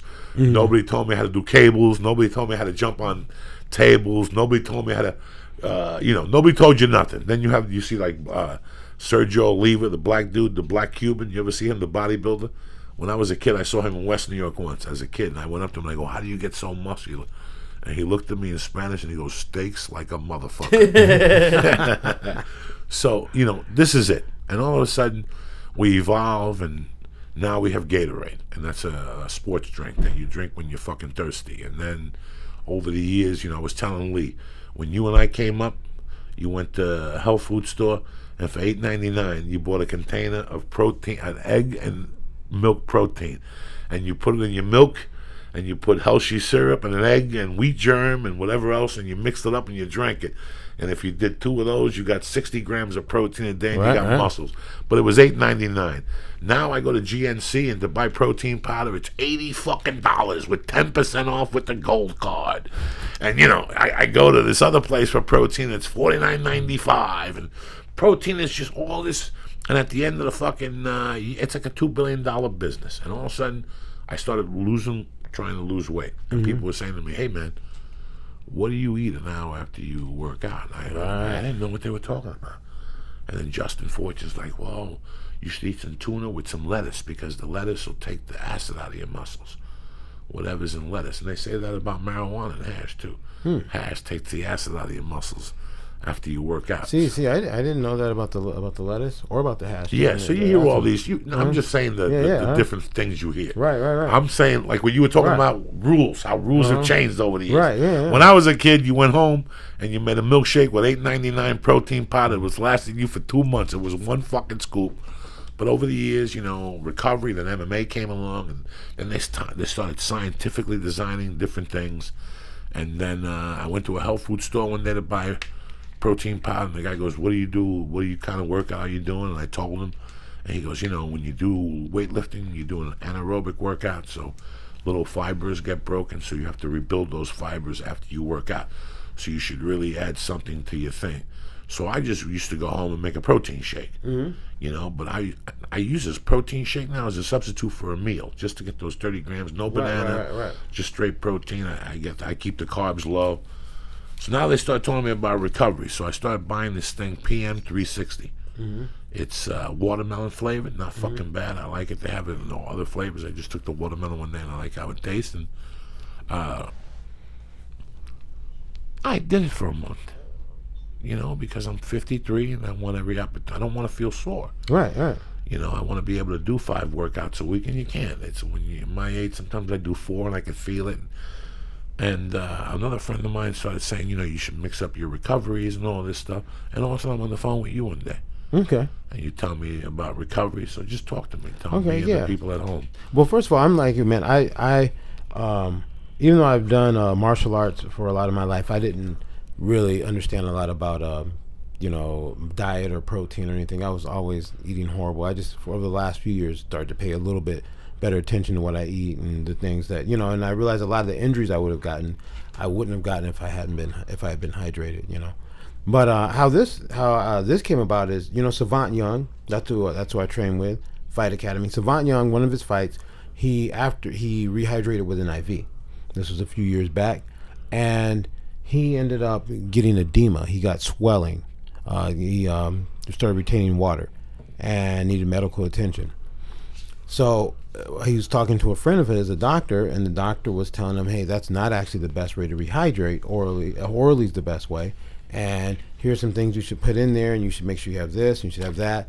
And then he thought about it, I go, well, here, let me get a friend. And he goes, well, we should make it a product. This is a need for this, because there's nothing really good out there. The best thing out there is Pedialyte, which is awesome for what it is. It's for, babies. After the baby's been, throwing up and pooping or whatever, the babies get dehydrated, and you need something to help them out. But the baby doesn't have a lot on his schedule. He doesn't have to go, fight the next day or, so it's perfect for that. The needs of a depleted athlete, because our athletes in our sport, they cut weight. And that weight cut depletes them of their water, it depletes them of their electrolytes. Also need other micronutrients, other vitamins like magnesium, things like that. Also, one of the main things we've noticed is that the athletes have a hard time holding something down, so they can't get stuff back into their system. Even after they've taken the IV, their enzymes in their stomach are not ready to take in the food and get the most out of that food they're taking in afterwards. So they're getting bloated. That's one of the things in F2 is it has things in it to reactivate the gut and get your digestive tract working again. And so it is going to help you recover after that weight cut, but it also helps you recover after it's great. So recovery is recovery. If you're dehydrated, if you need to get the glycogen back into your muscles, all these things you need, however you got that way, this has it in there for you. So I use F2 when after I work out, especially after I've sweated. I use it after my workouts, and I feel that that I get the most out of my workouts. I use it to get those gains after that, and also so I'm not wiped out like afterwards, because a lot of times after some of my harder workouts, I'm wiped out for the rest of the day. If I drink the F2, I'm back in the game, and I also get more out of my workout. Now, when you're talking about workout, is it a weight workout or just let's say you do a kickboxing workout for an hour and a half, do you still do F2? Oh, definitely F2 with something like that when you sweat. So usually, let's say if I do because usually I rarely do a weight workout that's without a conditioning component to it. So if I do, most of my workouts are cardio, like I'll go for a run or I'll go do hills, or if I do weights, I'll do weights first, and then I'll have a conditioning part to it that's gonna be heavy and it's gonna wipe me out. So I'm definitely gonna have F2 after that, or after a grappling workout, because when you grapple, how much weight? If you have a nice long session, one of those days where you get in a few rolls, you could sweat out quite a few pounds. You're definitely gonna need some F2. When I sweat out a few pounds, I don't want to put them the fuck back. That's number one. But it's weird when I go over to Alberto's. But see, that's what's important. When you sweat out some pounds, if you sweat and lose pounds, you need to replete yourself. You need to get the water back into your system, and you need to get, because you're going to feel better. You're going to wipe it out. It's nice you lost the pounds and it feels good, but you're doing your body a disservice. You're going to feel better, and also the main thing is that's how the injuries happen. That's how, you get torn muscles. When you're working out and you're dehydrated, that's how you get the muscle tears, especially at the age we are now. And I forgive me, I don't remember if it was every athletic commission, but I think it was California. Didn't one of them just ban IV? Okay, yeah, yes, they did, and I believe that, and the UFC does not use IVs at all anymore. So they have, it's just part of their policy. None of the athletes are allowed to use IVs. So the reasoning behind, because I took it, I'm brand new into any sort of supplements or anything like that, and I was honestly I was nervous just because sometimes you have something like that and it tastes like chemicals or something weird. It tasted like lemonade to me. Mm-hmm.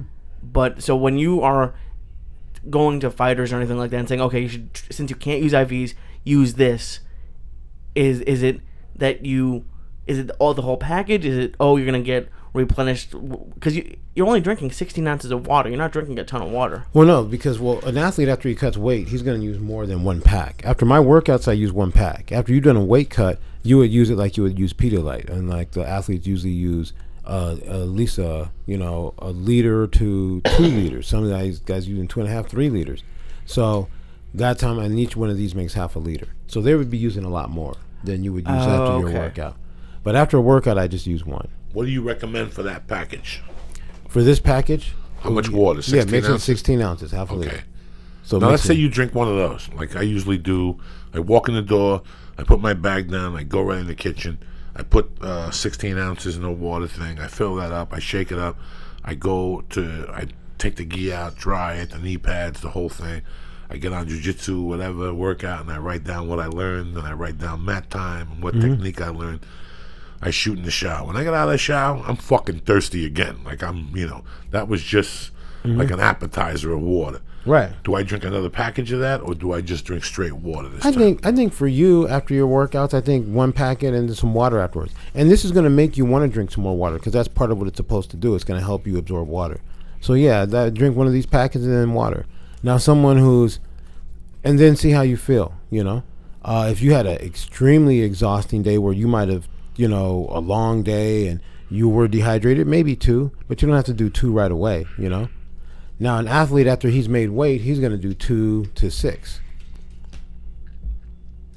What about like a baseball player? Because when you're watching other sports too, they always have, like, Tom Brady always has this Gatorade bottle, but it's not Gatorade. I don't know. No, I don't know what it is. Does it work in game? Yeah, it's definitely going to work in the game. So like let's say even for a wrestling tournament or a jiu-jitsu tournament, you're going to have matches throughout the day. You're definitely going to take it. If you're playing football, you're going to definitely need to drink something like this at halftime. You know what I mean? So yeah, it definitely works during the game. And yeah, you notice I notice the difference fast. I feel better right away. Let's say you have a long night out. Definitely drink this in the morning. Maybe drink one before you go to bed. Let me ask you this. When I work out and I go home and I was making the mistake of drinking a protein shake, what's the difference between me drinking a protein shake? You have protein in yours. I read the pamphlet. It talked about the carbs it's got in yours. It's better carbs, simple carbs. Yeah, it's got complex and simple. It's important to have both. And how many grams of carbs in that when I have that? Because most people, everybody wants to be fucking no carbs no more. Right, yeah. And I don't have it with me exactly how many grams of carbs are in here. But see if I have it in here. But the other thing about it is when you do take the carbs, there's other things in here that like the picolinate and things like that.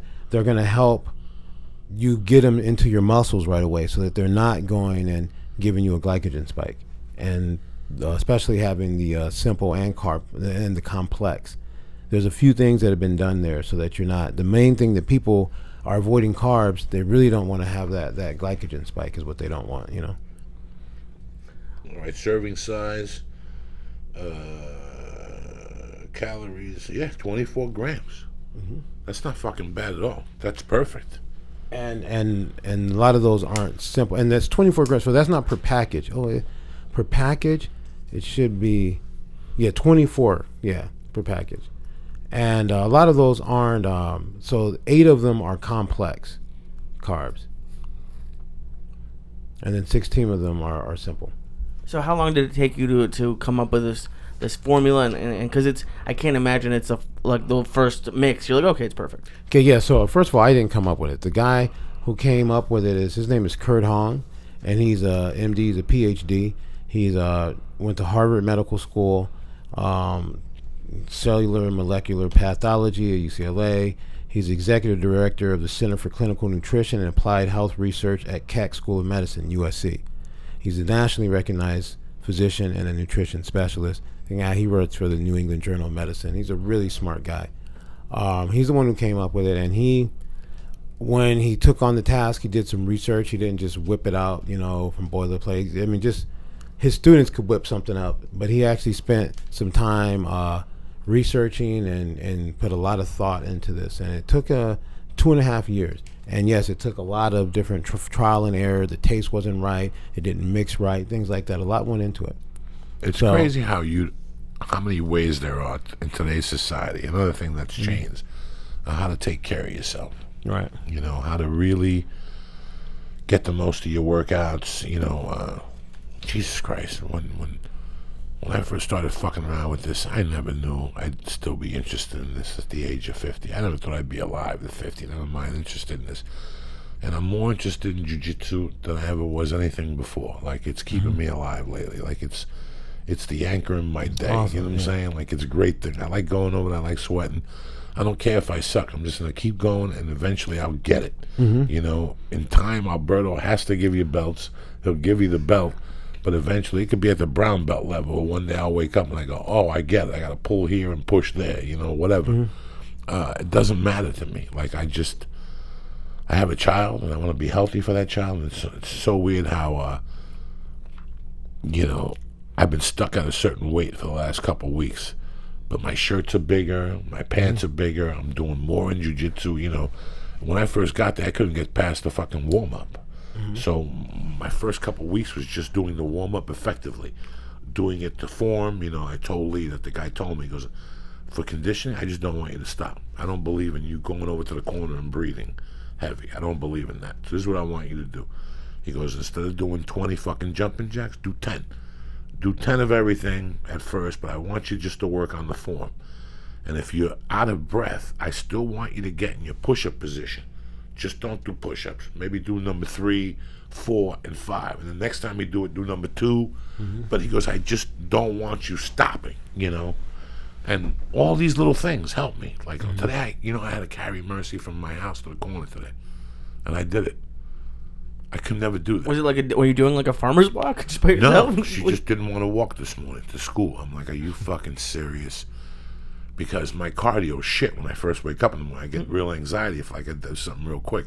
I got to move around a little bit. I had to pick her up, and she only weighs 30 pounds, but it's a fucked up heavy pounds, and I had to walk down the fucking street with it.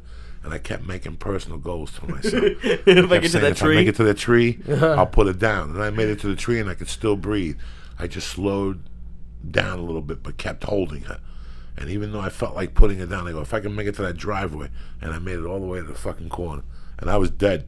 Oh my God. I started fucking sweating from every orifice. I couldn't stop. My body went into shock. But you know what?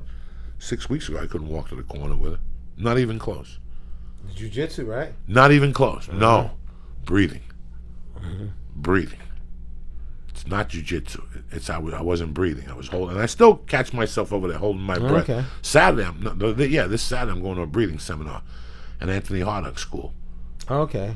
She's a lady. Yeah, I heard about this. She's doing time of flex. So I'm going to go down. I've been talking to that lady for about 4 months now. We've been talking on the phone, and she gives me little exercises to do. But this week I'm going Yeah, I down heard this about her. Saturday I heard from that 4 to this week, 7. Yeah. I'm going to go work that out. I'm taking the steroids now to lower the inflammation in my nose. So when I go back to the doctor, I can breathe a little better. This times I'll take like a Shroom Tech. That's an Onnit product. That's a quadricep mushroom that gives you more oxygen when you're breathing. Sometimes I get so much oxygen from those Shroom Techs, I get anxiety. Like I get too much fucking air. You know what I'm saying? Like too much is coming in. And I'm fucking dying. I got to try those. Yeah, I should have got you some. I just got the last thing, and I opened it up. If not, I would have brought you some. But I'll get you some Shroom Tech Sport, some Shroom Tech Immune. Okay. They're fucking good. They're really good. You know, if you fly, the Shroom Tech Immune is good, and if you work out, the Shroom Tech Sport is really good because it's those mushrooms that are growing up in high altitude. So it prepares your body for high altitude. You know, Rogan will explain a lot more to you. You got to go on, and I'm terrible when it comes to that shit, man. And now, how can they get this? How can they get the F2? So they can get the F2 Fight Formula at f2fightformula.com. And, follow us on Instagram, F2 Fight Formula. You'll be able to find it in there. And, you'll be able to get it at f2fightformula.com. Just punch it in, go to the website, and you can buy it right there. One flavor? It's citrus flavor. Yeah, it's like a citrus. Right. It's good. It's good. It's a good flavor. And what I like about it is I did not realize, for me, the biggest thing about this is I didn't realize that how I'm normally depleted whether I've been working out or not. Just because I don't pay enough attention to my hydration or to the getting these micronutrients in. And so taking this 2 or 3 times a week after my workouts, I have a general overall better feeling. Like everything feels better. And that's what I noticed. That's the biggest thing I noticed about it. And it's like I feel like, man, it's a shame that I spent a lot of my life depleted and not taking care of myself, Whenever I go for a blood test, they always say drink more water. You're not drinking enough water. And I think it's the fucking edibles, especially if I eat one of them at night. You wake up at 4 in the morning thirsty as fuck, Jack. Thirsty as fuck. So the ref school is sold out. Yeah. So the I'm going to be doing my ref school on June 3rd, 4th, and 5th. It's full, so I'm going to be probably doing another date soon. People are reaching out to me. I'm actually going to start taking people for the next date. I'll probably do it in fall during the fall. Usually I only do it once a year, but it seems like a lot of people want to do one. And also I want to keep the size of the class low because it's just better when I work with. When I've worked with groups of over 20, it's too many people. So I keep it definitely under 20. Right around 15 is good. So I think I'm going to drop it up into 2 classes this year. So I'll do another one probably around October. And they go to the webpage. Yeah, go to herbdean.com. Fuck yeah. herbdean.com and check it out. Yeah. What do you got planned for the weekend over there, fucko? I'm not sure. I'm not gonna see Paul this weekend, so I might go to Kettlebells at 8 in the morning on Saturday. They were trying to convince me to do it today, and I was like, 8 in the morning, that's tough. But Who teaches? I think Dave. I'm pretty sure Dave does. But it's that's it. I'm gonna do that. I'm going to. I just did a Life in Neutral yesterday. Just kind of relax. All right. Yeah. What about you got coming up, my brother? Oh man, this weekend I'm at home, so I'm gonna relax. I'm gonna have a good time and just enjoy LA. It's a rarity for me. You know? Then the next couple weeks, the UFC kicks up again. After this weekend. So this weekend I'll be home. Then after that, I think where I go this next one, I think I go down to Florida, and then after Florida, I come back and go to Vegas. That's the Tampa one. Yeah, Tampa. That's the one that the kid just fell out. Yeah. Then on the he fell out. Yeah. El Kukui fell out. Yeah, and then the 30th, I'm either gonna go. Someone invited me to go down to Trinidad, Tobago, and referee some fights. I really want to do that, but this guy, he hasn't contacted me, so someone just invited me to go to China, so I'm gonna make sure he wants me to come. I'm either gonna be in Trinidad or I'm gonna be in China. Yeah, then getting all those frequent flyer miles. Yeah, man, I try to stay busy. Then sometime or another, I'm gonna go to Korea in May. Yeah. And then you got all the UFC dates, and you're on everything. You do the Bellator, you do. I do whatever. If somebody calls me, I go and referee it. That's what I like to do. You got shit to do, and people to motherfucking see. Yeah, that's right. It's just good to see you, man. I was supposed to fly with you a couple weeks ago. The last UFC, the Conor McGregor one, we were going to meet at 11:30 and fly out of. Right, yeah. But I had to move my flight. I had an audition, so I had to move my flight later on. And as I was moving, I go, fuck, I told Herb Dean I'd meet him at the fucking airport, man. Yeah, when's the next show that you're doing? Friday, I'm in Santa Barbara with Joe and Tony Hinchcliffe.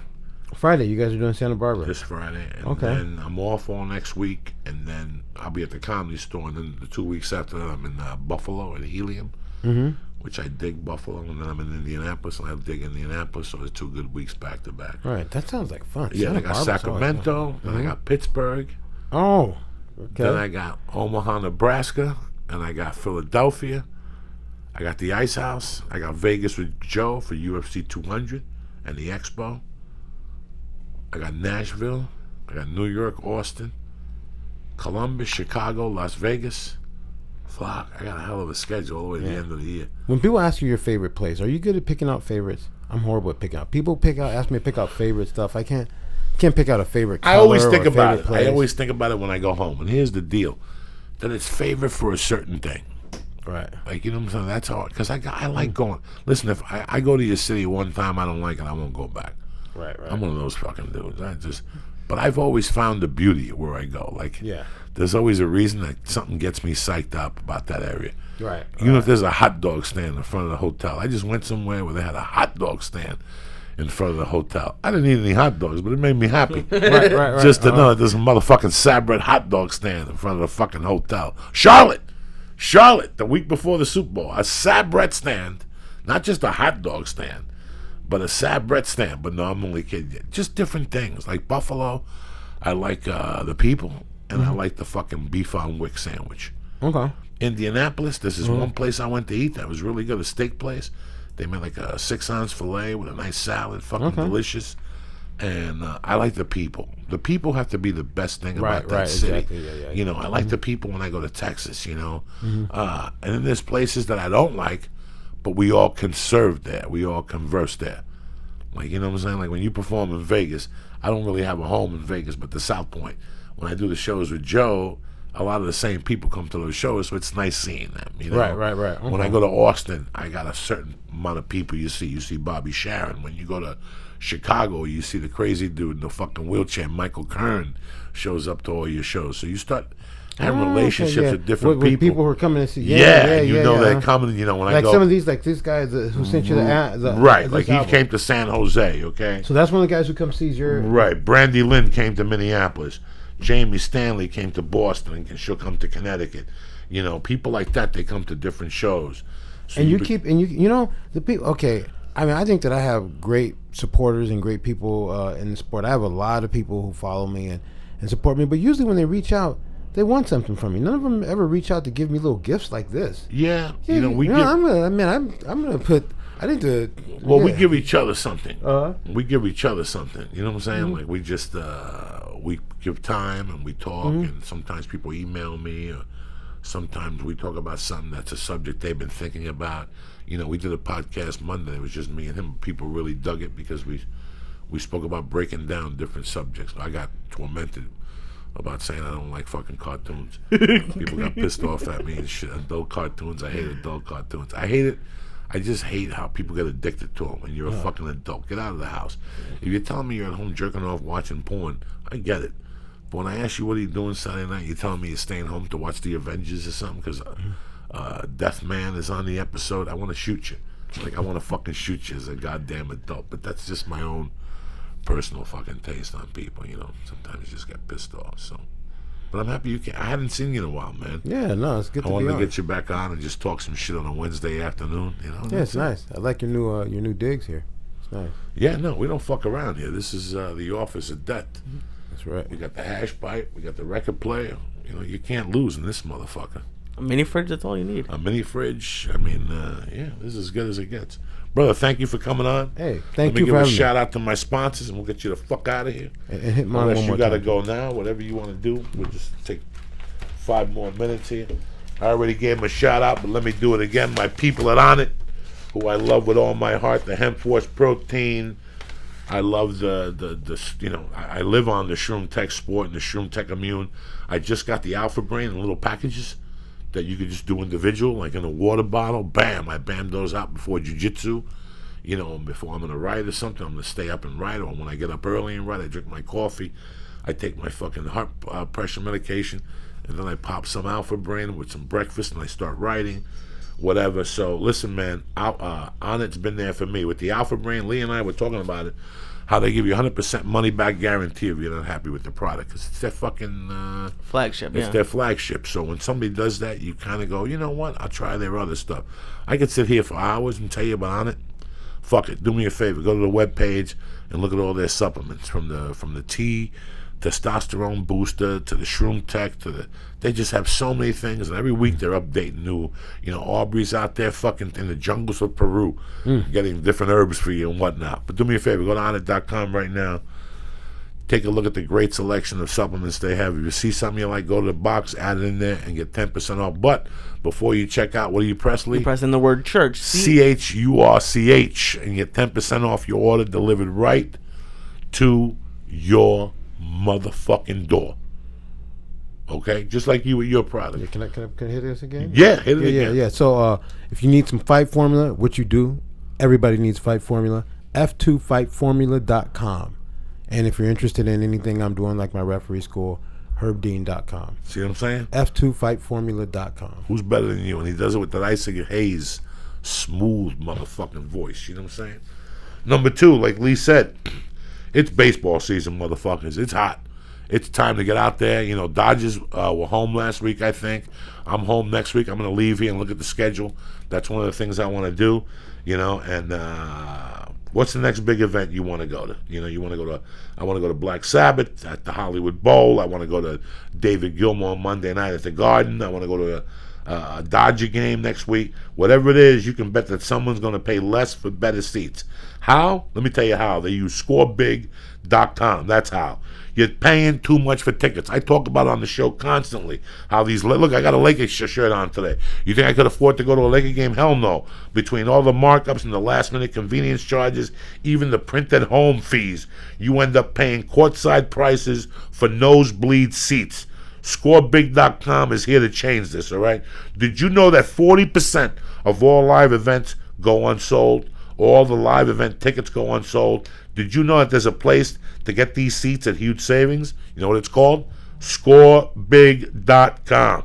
Scorebig works directly with your favorite teams and artists to get their unsold seats at unpublished prices. Only at scorebig.com can you name a ticket price. Name a ticket price and be guaranteed to pay below box office, up to 60% off. Here's exactly what you do. 1, go to scorebig.com and find the event and the seat that you want. 2, make an offer with Scorebig's name a ticket price feature. 3, get an instant answer and save up to 60% on your ticket. It's baseball season. It's America's fucking game. Get it together, cocksuckers. No surprise fees, and free shipping, bitch. Just unbeatable prices on great seats. And when you're in great seats, you actually enjoy the game and the show a lot more. So do me a favor. Next time you see any game or show, next time you want to go see any game or show, go to Score Big first and see how much you can save. Go to scorebig.com right now. Click on the microphone. Enter the promo code Joey.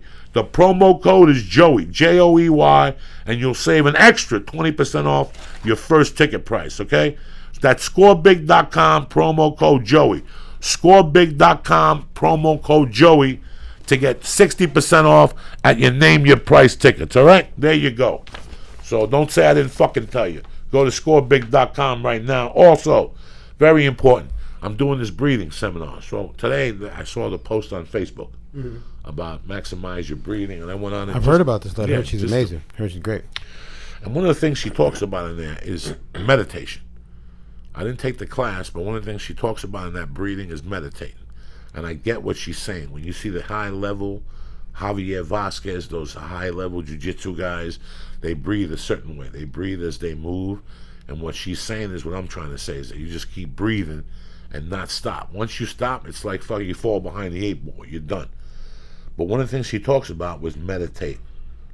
All right? Meditation, like I said, I didn't know dick about meditation, so I got confused in Boulder, and I started going up to Chautauqua on Monday nights for walking meditation. And then I started doing it sitting down and thinking about it and visualizing, and it's all great and dandy. It really does work. But let's be honest, most of your problems start with your mind. Fear, anger, stress, anxiety, depression, sleeplessness. They begin in your head, but they can wreck your life, okay? And we all know that. But it doesn't have to be that way. You can make a major difference in just 10 minutes a day. 10 minutes a day. This change comes through guided meditation with the new Headspace app. Headspace is meditation made simple. It's guided meditations that you listen to whenever you want, wherever you want, right on your phone, computer, or tablet. Meditation is rooted in thousands of years of tradition with thousands, I'm talking thousands of scientific studies that show its positive effects like improving focus, relationship harmony, and decreasing anxiety and stress. Join over 4 million users already getting some Headspace for free right now. Do me a favor, man. I had this anxiety stuff, and I downloaded the 10 steps that they're talking about in here, the 10 Take program. It's the Headspace app, and it's the Take 10 program. Take 10 program. And I'll tell you what, I haven't had that much anxiety. It's just breathing. It's just looking straight ahead, closing your eyes, working on your third eye. Download the free Headspace app and begin their Take 10 program for 10 days of guided meditation at headspace.com/Joey. The Headspace Take 10 program is a 100% free way to experience the benefits of meditation in your busy modern life. Train your mind for a healthier, less stressed life. Start with your free trial today. Go to headspace.com/Joey. That's headspace.com/Joey. All right? And do me a favor. If you want to reference anything, go to Andy Petticomb's TED Talk, which has over 5 million views. It should come up to Google. Just Google Andy Petticomb TED Talk. Andy's the founder of Headspace and the voice you hear on the app, all right? You don't need to put aside loads of time or immigrate to Tibet. Andy did that for you. Just do me one favor. Go to headspace.com/Joey and start your free trial today, all right? I want to thank Headspace, Score Big, On It, and my main motherfucking man, Herb Dean, for coming down today and turning us on to some F2, and we talked about music and everything the fuck else. Thank you, my brother. Hey, thank you. And I will see you at UFC 200. Yeah. Okay, see you there, brother. All right. Lee, what's up with you, my brother? Just go check out Life in Neutral. Johnny Rock and I, he's a young comic in LA. We had a great time yesterday. We've done about 14 episodes and it's growing. And that's it. I have t-shirts for sale. Just go to leeside.com. But I had a great time, and I'll see you guys next week. Stay black, cocksuckers. You got t-shirts. He's got t-shirts, huh? He's got everything. We don't fuck around.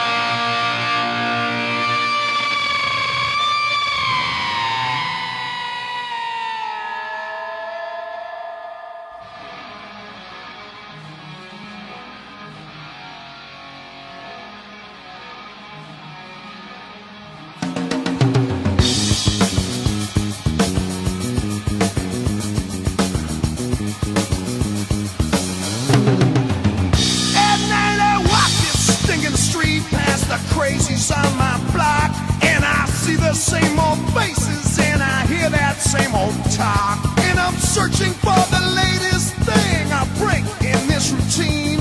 I'm talking some new kicks, ones like you ain't never seen. This is home. This is Mean Street. This is home.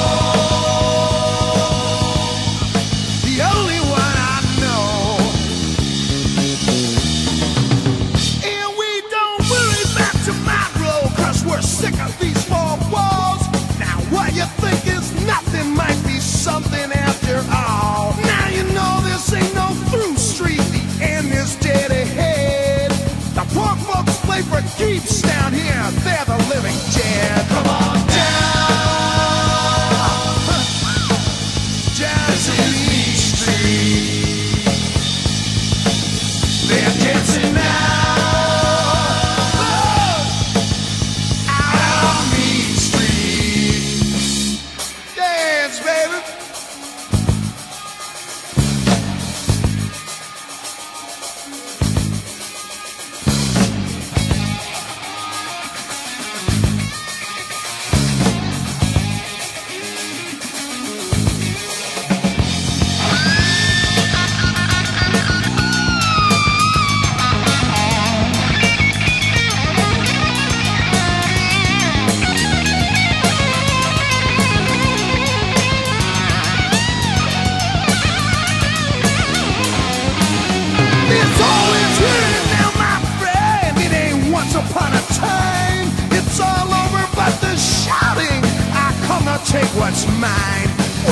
searching for